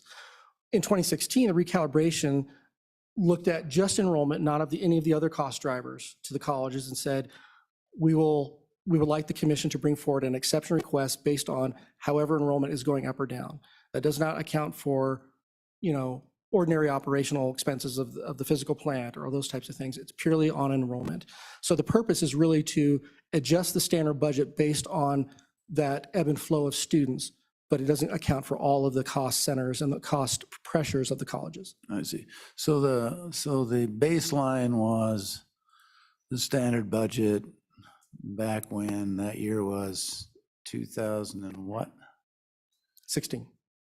That's the base year where that was established. And so it's increased 20%. Inflation's been at 43. Is that what you said? Pardon me. I tried to anticipate, Representative Obermuller, Mr. Chairman. The base year that is commonly gone back to is 2010. The recalibration was implemented in 2016. The commission between roughly 2010 and 2016 would submit these ad hoc kind of instance purpose, kind of the moment requests. That the House Bill 80 tried to provide a more predictable, sequential, and consistent way of asking for that funding. It's just a matter of the, you'll see later in the presentation, I believe it's our last slide, is trying to get at that inflationary or non-enrollment pressure. Thank you. Good. Chairman Scott. Following up on that, Is the recalibration also used to, I thought it was used to distribute the fixed pie among the several colleges. Is that not correct? Mr. Chairman, the recalibration does not do the distribution. It's simply to provide for an exception request to the standard budget. Based on enrollment only, yes, correct. FTE. Go ahead, Senator Rothfuss. Thank you. So this model was put together obviously a number of years ago, and one of the concerns I've had with it, and I'd like your analysis to see if this seems correct, is that we have an interest as a state in growing the population of the community colleges and the number of students at the colleges. So that obviously is consistent with state interests. But the way we fund, that isn't necessarily consistent with the college's interests from a financial security standpoint. It's certainly the college's and the commission's interest, right? We know that's the motivation and that's the mission. But the funding model works counter to that. And realistically, it's probably easier to fund if enrollment drops than if enrollment increases based on the current model, unless we were very generous in the next recalibration as a result of it. Is that a fair assessment of how we structured? And again, this is the legislature that did this. We built this model, but I believe that's how the math works out, that from a funding standpoint, the model has everyone hoping that enrollment will decrease, even though from a policy standpoint and from a state interest standpoint, we all want it to increase. What are your thoughts on that? Mr. Chairman. Go ahead, Dr. Caldwell. Senator Rothfuss, I'm going to answer that. I'm going to answer that question, give Michael some time to think about it, and then he can correct anything that I say. I would not agree with that necessarily because of the way the model works. It is a three-legged stool. And so in what that would cause, and what it has caused, frankly, is the contraction of the community college system and the offerings at the colleges. There's no doubt about it. Because what you're talking about would talk about a lowering enrollment would allow that, but it also then has the consequence of it also reduces tuition revenue. So you've hit two sides of the pie right at the same time. And I'd just be very honest, the colleges are, in particularly as they're governed by the elected trustees, feel very responsible to take care of the enrollment in their service areas. So it isn't quite that way because there is also the consequence of decreased enrollment will result in decreased tuition and fees. Mr. Chairman, quick follow-up. And believe me, I don't mean to suggest that the trustees would do that, but that's not my suggestion. It doesn't mean we made good policy, and I'm trying to get at the policy route. But the suggestion there, though, is that the tuition is sufficient to pay for the differential cost of an additional enrolled student, which means that you're gaining by adding students, which might be true because you've got a fixed cost, and then you've got the differential cost of an additional student. I don't have the impression that the colleges or the university necessarily make a positive revenue return on a differential enrollment, which is certainly a less expensive student, right? Student number one costs a lot of money. Student number 1,000 costs far less money, but still has a cost associated with that. I did not have the impression that tuition was sufficient to cover the differential cost of a new student. Mr. Chairman, Senator Rothfuss, you are correct. It is not.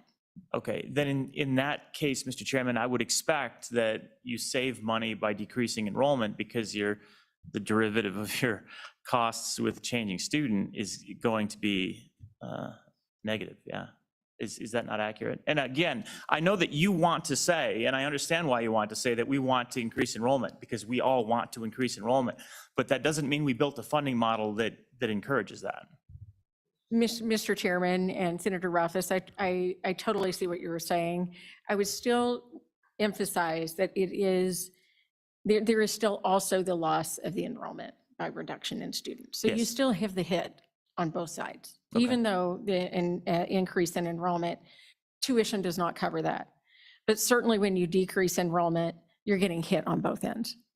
Okay, thank you. Do you want to fix anything I said?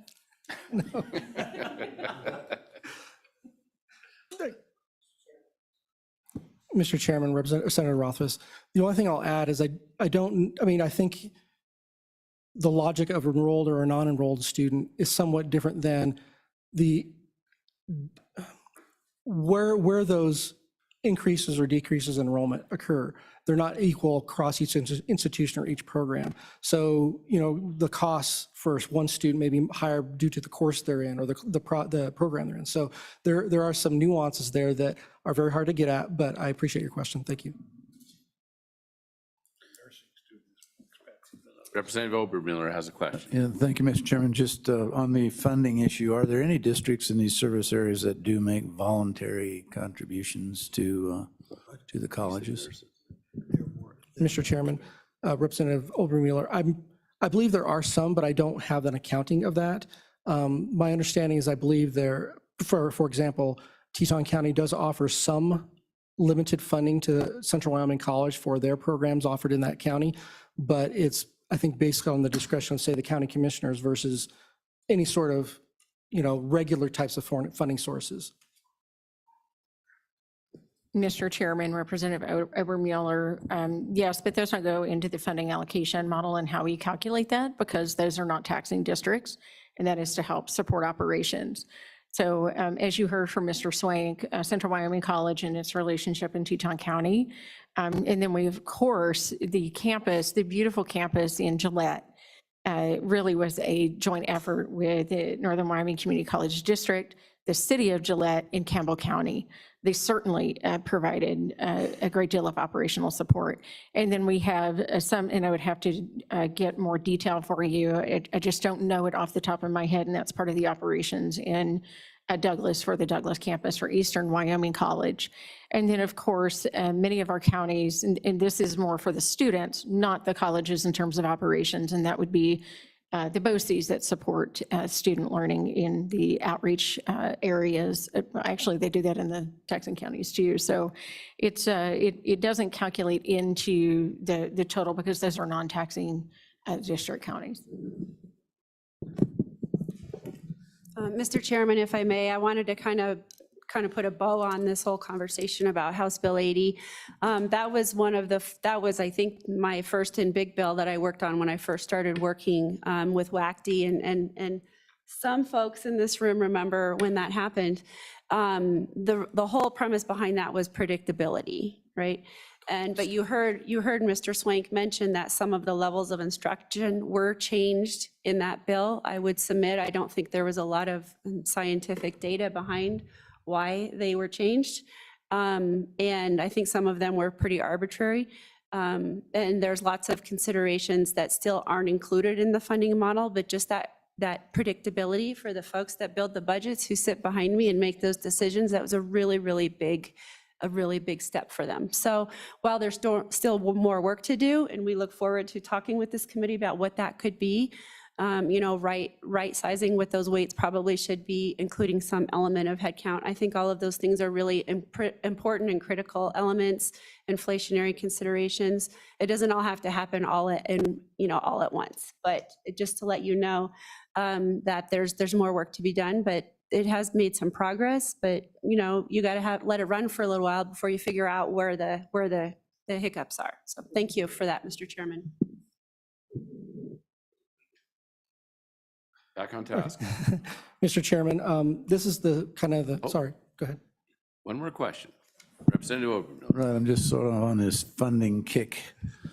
So is there a number in mind? I mean, let's just say theoretically that we came up with a funding source. Is there some number in mind that says, if you started out here, we would really be in a lot better shape as a permanent funding source that basically moved along with inflation from then on? Mr. Chairman, Representative Obermuller, that is something that we have provided, and we can provide that number to you. I would go back and dial that in, depending on what it is you want to see. We did bring forward what the actual costs were versus inflated costs for the fixed cost only for the colleges. It is important to recognize that the variable costs also have been subject to inflation. And that is one of the recognitions that I think is really important. But just the hard dollar cost on the fixed costs we do have that calculated. We don't have the newest number off unless you do. the top of your head? You do? You mean the budget request? For the fix, yeah. 16. You have it? Sorry. Mr. Chairman, Representative Obermueller. So in our 2023-24 budget request, the request was roughly $20.8 million for the defined fixed cost increase from 2010 to I believe 19 or 2020. And the legislature appropriated $7.5 million added to the state aid block grant. So roughly 13.3, I believe, what was left over from that request. But that also doesn't account for inflation from 2020 to 2023. And Yes, go ahead. So do you have any number in mind on the variable cost piece of this? Mr. Chairman, we could calculate that, yes. Thank you. Want to ask a question? Mr. Chairman, Go yeah, ahead. in question really of the LSO staff, they may not want to answer it without thinking about it. There's been talk of a mill levy to support, further mill levy to support community colleges. What does the Constitution either authorize or restrict such an enactment? Do either care to comment? Without Mr. Chairman, I researching think we're going to take the chairman's advice and we'll get back to you with a definitive There you go. answer. it? Yep. Mr. Chairman? Go ahead, Senator. Mr. Chairman, one thing that we preclude in statute, which is certainly allowable, is the expansion of a community college district. I know this firsthand. We looked into it to expand the Laramie County Community College District to incorporate Albany County. That's allowed by statute. And then that would allow us in Albany County to pay mills. But the way it's statutorily structured, it literally dissolves the entire district and requires everyone to run for reelection, which turned out, surprisingly, not to be a popular choice for those that were already elected to those seats. Yeah. What, right, how could they have decided that? That's just statutory, and that's been kind of a nightmare of statute that could easily be fixed. We could think of a mechanism that would allow for cooperation, maybe even a partial mill, something along those lines instead of the entire four. So there's a lot of flexibility that we can improve through voluntary election of those that are given the opportunity to collaborate. And I think that could go a long ways. I know that my county would love to participate in that, but has no opportunity to do so because they're statutorily precluded from it. So while the statewide might need some investigation, we know that that's effectively on the books, allowed, and has kind of been done before. It's consistent with the mechanism, but it's just not, it's not an approach that anyone would ever be enticed by. Mr. Chairman? Yeah, Mr. Chairman, we actually have an AG opinion on this, and we were tasked with this by the Sustainable Funding and the Select Committee. So what you heard from Senator Rothfuss is correct, and then it's proportional to the population of the counties. It is different, however, when you do a statewide mill. And all of them are done equally rather than differences among the counties. So there is a nuance in that. We have an AG opinion. It is rather dated and might warrant a relook as to what that implication. But in terms of when that goes out to a county to be what is called annexed to create, it absolves the existing district, creates a new larger district in which trustees must be allocated based on the proportional population of the counties. It is not popular. Mr. Chairman, so this is kind of the meat of the funding model. This is the standard chart of how it all fits together, but I'm just going to go through the steps on the other charts if you approve for that. That's good. So this particular piece is the first part of it. It's looking at state aid and local revenue that defines the basically total operational funding of each district. The local revenue really looks at the 4 mil, basically the base 4 mil levy that each district currently has, except for Gillette Community College District, and their motor vehicle fees. These are kind of unrestricted operating revenues. There are additional mills tuition and fees, auxiliary revenues that are not accounted for in the allocation model because those are special purpose or designated revenues that do not go to the general operations of the colleges. This kind of shows where each of the pieces fit together from our last fiscal biennium budget. I will note that this does not include the almost $6.4 million of compensation added in the 2023 supplemental bill, or the $1.193 million of inflationary one-time funding that was in that bill as well. But the compensation would not be allocated through the model. The inflation funding would be. It would be a part of their fixed cost allocation. This shows you kind of all the other state aid funding that was appropriated to the commission for the colleges. Again, that talks about health insurance, the retirement. There is a line item for library funding that is state aid only. That is usually used for consortium purchase agreements with all of the colleges so that they each have access to a variety of resources for the libraries. And then this past session was a one-time $200,000 appropriation for rodeo funding that is distributed each year equally among all the colleges that have a college rodeo. The second piece of this is when you find out, the first part is you get an annual, so the funding allocation model goes annually, even though we have a biannual appropriation. You look at their annual budget based on those earlier assumptions, and you split the distribution based on fixed costs, which is 60% roughly for the system, but it applies based on each institution's fixed variable split.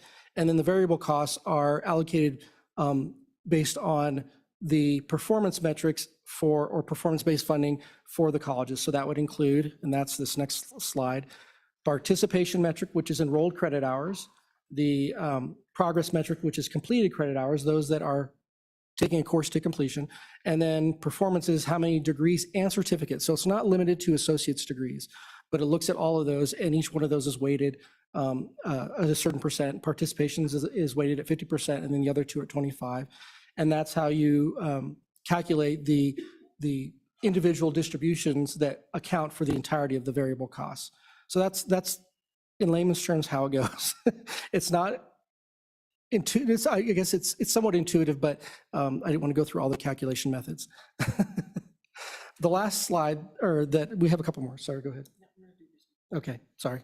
Mr. Chairman, and for any of the committee members who want to go more in detail, Mr. Swain can go in as depth of the calculations as any of you would like, and he gets really excited talking about it, which is really great. So we are happy to do that. We just know in the interest of time, going through the mechanics might not be feasible because we're standing between you and Ms. Taylor's and the Trustees Association reception. But we do want to make sure to leave you with the understanding that House Bill 80 actually did some really good things. I mean, it provided some stability, it created a mechanism on the enrollment, but it does have some gaps in it, namely, it doesn't allow for the change of the dollar, value of a dollar since 2010. It doesn't do that. Now, this committee really thought about that carefully last year and did draft a committee bill, but that bill did not move forward for valid concerns and reasons. I mean, I think that's something that we recognize right off. So House Bill 80 actually does a really careful allocation of the funding that is received. We are restricted in the Community College Commission from even asking in our exception request for an inflation adjustment. We have an Attorney General opinion on that. I think that's what led to that. So we would hope that this committee would be open to revisiting that legislation again and work out the very valid concerns that some individuals raised. And they raised them for good reason. I mean, we have to be able to make sure that this is always within the hands of the legislature, subject to appropriation, but there is a very intentional and thoughtful way that we are bringing forward with very defined metrics for how we are calculating and bringing forward cost increases for your consideration. It's not there right now. Like any good legislation, it usually takes a few years for the final draft of the bill to be the right one. And we acknowledge that. I mean, that's something that if we could get a chance to work on that, maybe work with some of the committee members on alleviating those concerns, those very valid concerns, particularly in light of some of the questions raised today on how it is different from the K-12. We would be very happy to do that and just respectfully request that you consider that. Along with, if we could, we would love to come back and talk about Wyoming's Tomorrow, Wyoming Works, and we would hope certainly that Director Schoenfeld could come back and talk about WIP more in detail, particularly as you've seen that threaded throughout. So with that, Mr. Chairman, the balance of the slides are really informational in nature, provide a little bit of context. We're happy to end it here and answer any questions that you might have. And then just whatever direction you'd like to give us at this point. More questions? Anybody? Everybody had a chance to ask on along the way? They're all shaking their heads yes. Thank you very much. So that brings us up to public comment. Does anybody have any public comment on community colleges? Sure. She's Mr. public. Chairman, thank you. And thank you again for obliging and letting me sit in. I think that just shows, the work that our organizations work together throughout the year to help communicate our messages to you. I thought I would give you a little bit of an update that happened just in fact yesterday. And so this doesn't really have to do with everything you just heard, but I do want to thank your chairman here for really fighting for this to be included from Management Council. And there was some pushback to say, you don't need it, but look at all the depth of the questions that you saw. I think that's really important in building a body of experts here who can hear this. Sometimes you got to hear it year after year. And then you can say, how is this different than K-12? Because it is, and it matters. So I appreciate that, and I wanted to say thank you for that. Yesterday was a neat day for us. The association met with the trustees, many of whom are here today, many of the presidents, commission staff, and some commissioners, to talk about our advocacy goals for the year. And this is something that we've done now for the second year in a row, but what it did was allow us to consider, what are all of the things that the community colleges are engaged in with these statewide objectives, higher education attainment, goals that have been laid out, and the workforce initiatives focused on student success and all of these things.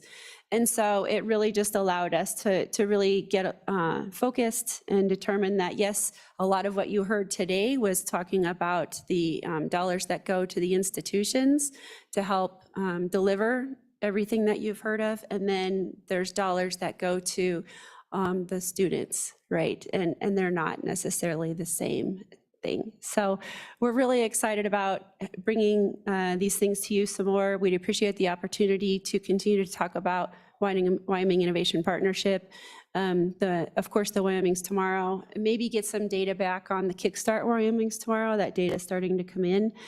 So we'd be excited to share that sort of information, and then maybe conversations about aligning that program with Wyoming Works.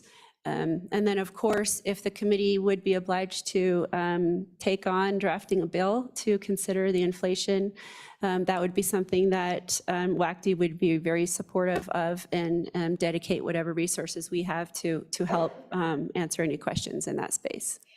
So, Mr. Chairman, that's all I have for you today. I don't know if there's anyone behind me who would like to speak, but I expect there might be. Thank you. Go ahead, Senator Rothfuss. And on that, with regard to the inflationary adjustment, it's my understanding that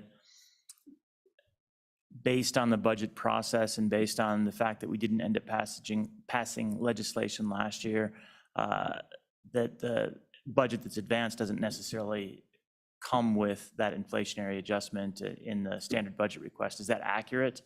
That it would take effectively us making that request or special legislation before that would be included in a budget request based on the process that's on the books right now? Phone a friend, Mr. Chairman. There you go. There you go. Thank you. Thank you, Mr. Chairman. I was glad I forgot to turn this off. I'll give you an opportunity, right? Mr. Chairman, Senator Rothfuss, so you are correct. The advantage of last year's bill would have been that we could carry that particular request or information in this year's budget.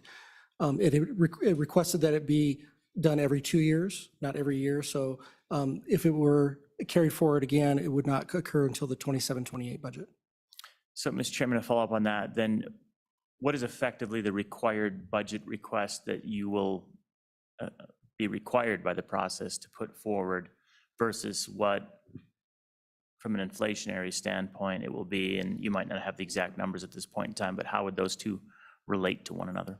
Go ahead, Michael. Mr. Chairman, so where we are currently is that we can only basically request the standard budget. The commission can continue to consider asking the governor to allow us to bring an inflation or other request in outside of recalibration, but that is at the grace of the governor and the state budget office. Okay, and so would we be presented with, again, you work through the governor's budget process, but I think it's important for this committee as your home committee to understand what that budget request should look like, so to speak. We do that through the education K-12 model. We know what that looks like, and then the governor reviews that and makes his request separately, but we don't have that process in place to understand what a community college commission budget request would look like, despite being the home committee. And Mr. Chairman, maybe that's something that we can certainly request regardless of whether the governor wants it. I think that's something that we need to see. And again, the governor can make his own decision on behalf of the executive branch, but and maybe it's sufficient for us to just ask for that as the home committee, but I do think that we need that data. Right. Am I accurate on that, Michael? At least it wasn't, do you agree? Mr. Chairman, I appreciate the question and that observation. The commission is going to be looking at their tentative budget June 7th and 8th in Powell. We will be bringing forth items for their consideration. I don't know. Do you want to bring up? Mr. Chairman? Go ahead, Dr. Caldwell. Mr. Swank is correct. We will be looking at the tentative budget for the commission at the June 6th and or 7th and 8th. We do have that a workshop item. But to very directly answer Senator Roth's question, yes.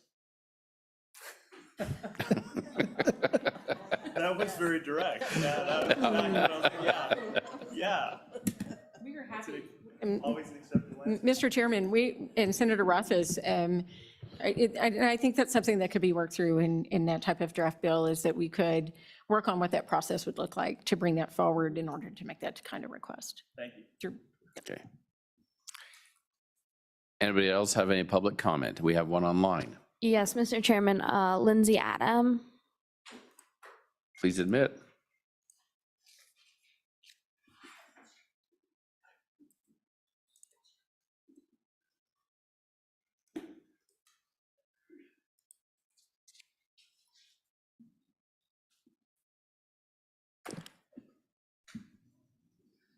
Hi, can you see me and hear me?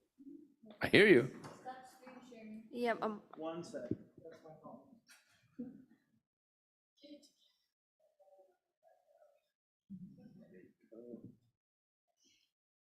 Sorry. There we go. Okay, now we're good? Hi, Lindsay. Hi, Mr. Chairman, co-chairman, and members of the committee, thank you so much for listening to me speak today. I'll try to be quick. I know it's the end of the day. I am a teacher of English learners. I've been teaching in Wyoming for 13 years. I'm a foster mom of 7 years and 19 children. It's great to be back to talk to you today. If you think I look familiar, I was at the legislature in January with the Level Up alumni. For those who don't know, the Level Up is a group of award-winning educators and principals who have been trained in leadership and chosen to stay together as a group whose goals are to advocate for education at all levels in the state. I am also a cabinet member of State Superintendent Megan Duggan-Felder's new strategic plan cabinet. And I'm here to talk to you today about something related to what we just heard from the Wyoming Community College Commission. So Wyoming as a community has long been concerned about Wyoming brain drain. In an effort to counter trends like this, the Wyoming Community College Commission just reported that as part of their 5 and 10-year strategic plan, they have designated funding and affordability, as well as creating a college-going culture as 2 of 4 major focus areas. So I'm here today to tell you about a great opportunity Wyoming has to tap into a source of future intellectual capital and economic growth that is currently being ignored. It will make community college and university attendance in our great state almost 3 times as affordable as it is now for a large group of students who are graduating from Wyoming high schools every year. It might help bump our current in-state resident college attendance from 89% up into the 90th percentile range. And based on the numbers in front of me, it will open doors for around 1,000 students to see themselves as college-going material over the next 10 years. On top of all this, it will cost little to implement and could bring in more money to our community colleges and university. So the change I'm proposing will require nothing but some language change on your part, and that is to create a law that states that all students who graduate from a Wyoming high school meet the definition of Wyoming resident for purposes of tuition charges. And you may be asking, isn't that the case? But not quite. The federal government and just basic ethics require public schools to educate all students who walk through their doors, regardless of immigration status. This is also the case in Wyoming, where every student is treated equally. The story is different when it comes to post-secondary education. Currently, 23 states and Washington, D.C. already allow residency rate tuition charges for students who are not citizens or permanent residents. However, Wyoming is not one of those states. Currently, students who are not U.S. citizens or permanent residents may still seek post-secondary education in Wyoming, but they are considered international students and must pay out-of-state tuition rates, even if they have been in Wyoming school systems for 2, 5, 15 years even. So this means that students who immigrated here as young children and have worked for years not only to learn English, but also master all the same academic content as any other student, must pay college tuition in Wyoming at the international student rate, or rather the out-of-state price. So we're talking about a difference between $4,000 a year and $10,000 a year at Central Wyoming College, for example. And that's just tuition, not all the other related living expenses, which obviously stay the same. Furthermore, these students are not eligible for federal student aid. They cannot even apply for it. This means that these students, many who have graduated from Wyoming high schools and have been here for years, are essentially excluded from the opportunity to attend college in Wyoming. By restricting these students to only attending post-secondary education if they A, pay out-of-state tuition, and B, provide the funding up front, the state is in essence contributing to its own form of brain drain. So what kind of numbers are we discussing here? To give you an idea, for the 22-23 school year, Wyoming is funding already the education of 3,546 English learners. And 964 of those have already achieved English proficiency based on pretty rigorous language testing. So this figure of 3,500 students is likely composed of students who were born in the US and therefore US citizens, but born into homes that speak a primary language other than English. Students have overstayed their visas, and students who arrived without paperwork. The exact makeup is not tracked, but based on my 15 years of work in this area, roughly 40% of these students are visa overstays. So that would put us at around 1,000 students. So if these 1,000 English learners have attended public schools in Wyoming for just 1 year, that represents an investment of over $23 million that Wyoming has already made. However, most students attend for more than just 1 year, so this investment is actually much higher. So to summarize, my strong suggestion for the Education Committee is to create a bill that would allow all students who were Wyoming residents for the 12 months prior to graduating high school in Wyoming to attend college in Wyoming at the in-state tuition price. This is not financial assistance, nor does it seek to award families who have overstayed their visas here. These students would be expected to pay just as much as their peers with whom they graduated, and they still will not be eligible for the Hathaway Scholarship. This language change simply represents an opportunity for all who've graduated from Wyoming high schools to further their education and eventually return their investment to the state that their families have chosen as home. The state of Wyoming is already investing in their K-12 education, so cutting them off after high school decreases opportunities for Wyoming's economy to continue to grow. Continuing on as we have been is not what is best for Wyoming students or Wyoming's economy. And with that, I stand and yield for questions. Can I get you to say your name again so I can? Lindsay Adam, A-D-A-M. Thank you. Any questions from anybody? Go ahead, Representative Or I'm sorry, Senator. Ms. Adam, you mentioned other states and looking at other states. How many states have similar programs where they effectively allow in-state or residency on a graduation basis, like you're suggesting? Mr. Chairman, and members of the board, my research shows 23 other states plus Washington DC. In fact, last I read, Utah was one of those states, which doesn't help students who graduated from Wyoming, even though it's close. Gotcha. Thank you. Thank you. Any other questions for Lindsay? All right. Do you have a question? Nope.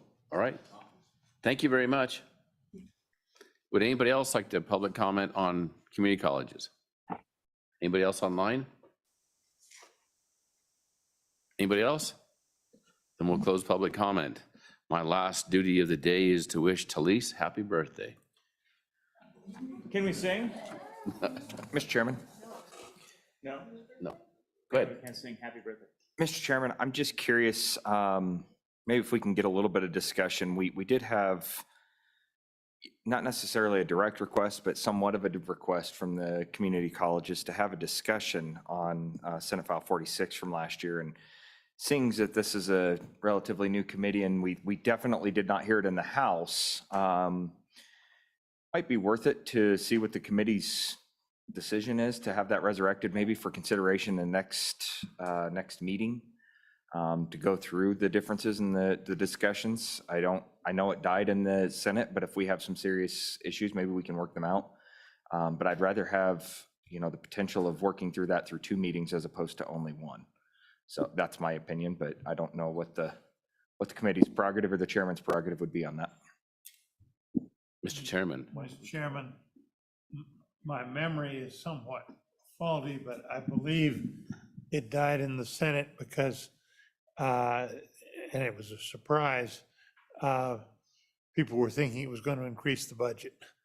And it was as simple as that, which it would.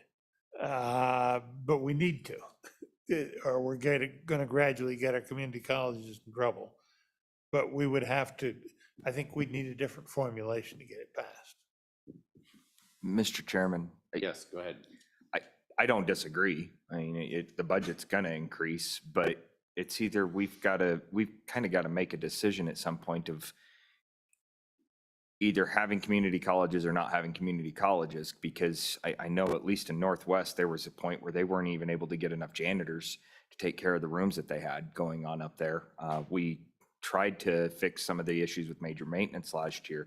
I mean, I'm not saying let's just throw, the checkbook at them and say, let's have at it. But, there's got to be a distinct discussion here that we can write a check to the university at $300 million a year. And we don't really have much of a bat an eye on that one. But, the community colleges, which serve just as many students, if not more students, we're putting them at a deficit, in my opinion. So I understand what the chairman's saying, and us definitely raising the budget. If that's just the end point and we're not willing to raise that, then so be it. But I do think that it's possibly worth the discussion. If we want to bring it back and have this discussion next term, it would at least give us a mechanism to do that. I guess I would ask permission that Landon Brown and myself work that out with the commission and see if we can come up with something better and bring it to the next committee meeting. Chairman. If the only impetus behind the bill failing was that it was going to increase the budget, then I don't want to waste our time, because this will increase the budget. We don't have a way of giving more money and not affecting the budget. So But if it was a formula problem, if it was the way it was being done, if it was, I don't even remember the bill. So Mr. Chairman, the bill was very simple. Senator Steinmetz has remembered. Mr. Chairman, I do remember. And my issue with the bill was that it becomes a part of the standard budget. It becomes baked into the cake. Yes, I know it's a standard budget exception request, but it was an increase in unrestricted funds. And so, and that is my concern. I mean, you're talking about how much money we spend at the University of Wyoming. I think we put a $225 million in ongoing expenses onto our budget last year. Even though we put $1.4 billion away, the interest off of that does not take care of the ongoing expenses that we incurred. And so we have to really take a holistic look at our entire budget when we're making changes like this and be able to prioritize our spending. If you want to look at, how we find that money, I'm glad to have that conversation, because our community colleges are very important and they serve a critical role in our communities. So I'm glad to have the discussion. Mr. Chairman. Go ahead. So the only thing the bill did from last year was provide the mechanism for the commission to bring an exception request and have an ECA granted, basically. I mean, that was the entire bill, and ultimately that's what it was. There were some small mechanisms in there that, as Mr. Schwenk was saying, that kind of put it into the standard budget, would make it go not till the next year. So if we rehash that exact same bill, it would be a little bit different.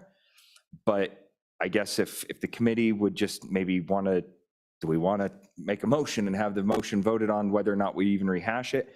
Do we bring this as a personal bill? Because I agree with Senator Steinmetz that if we don't want to have a discussion on raising the budget without either a revenue offset somewhere else or a dedicated funding source for this, if it's going to die, one house or the other, I don't want to waste the time of staff, certainly. And I also don't want to waste this committee's time anymore if it's just dead in the water and dead on arrival once we get into session. Go ahead, Senator. Mr. Chairman. Mr. Chairman, I think you and Representative Brown could certainly work something up. I don't think you need a vote at this point in order to do that. And then we can have a discussion as to whether it belongs in the agenda. Mr. Chairman, I'd like to include Senator Steinmetz so that we bring all the parties together, and that way, yes, sorry, go ahead. Thank you, Mr. Chairman. I guess one of the benefits of having some sort of bill draft is that the public is going to see that that's something we're talking about. And I would like to have more public input potentially about what folks want to know. So while I also don't want to give LSO work to do that maybe we can work out with chairman, and obviously that's your discretion, Mr. Chairman, but I mean, it's written, this would allow for more of an in-depth discussion for people to show up at the meeting, contact us before that interim meeting, and maybe have a more thorough understanding of what we're going into and what the legislature should be doing. Well, it would be my thoughts that if we got anything going, that we would put that in the meeting materials, and that the meeting materials would be disseminated to the public at that time for the next meeting. So the public should have ample time to look at it. And Mr. Chairman? Go ahead, Senator. And while we're looking at that topic, and it may not be ready yet, but again, as the home committee for the community colleges, we can make that request and we can look at the information ourselves and we can do whatever we want from a budgetary standpoint. We don't need the governor's authority. So maybe in parallel, let's get the information ourselves so that we understand what that request would look like. And we could write our own bill if we chose to, but it's better to have it in the budget. It's a more appropriate approach, but I think at least from an information standpoint, we should know what the proposal would look like, whether it comes through the budget or not. So perhaps we can just include that. Thank you. Agreed. Okay. Anybody else? Anything else?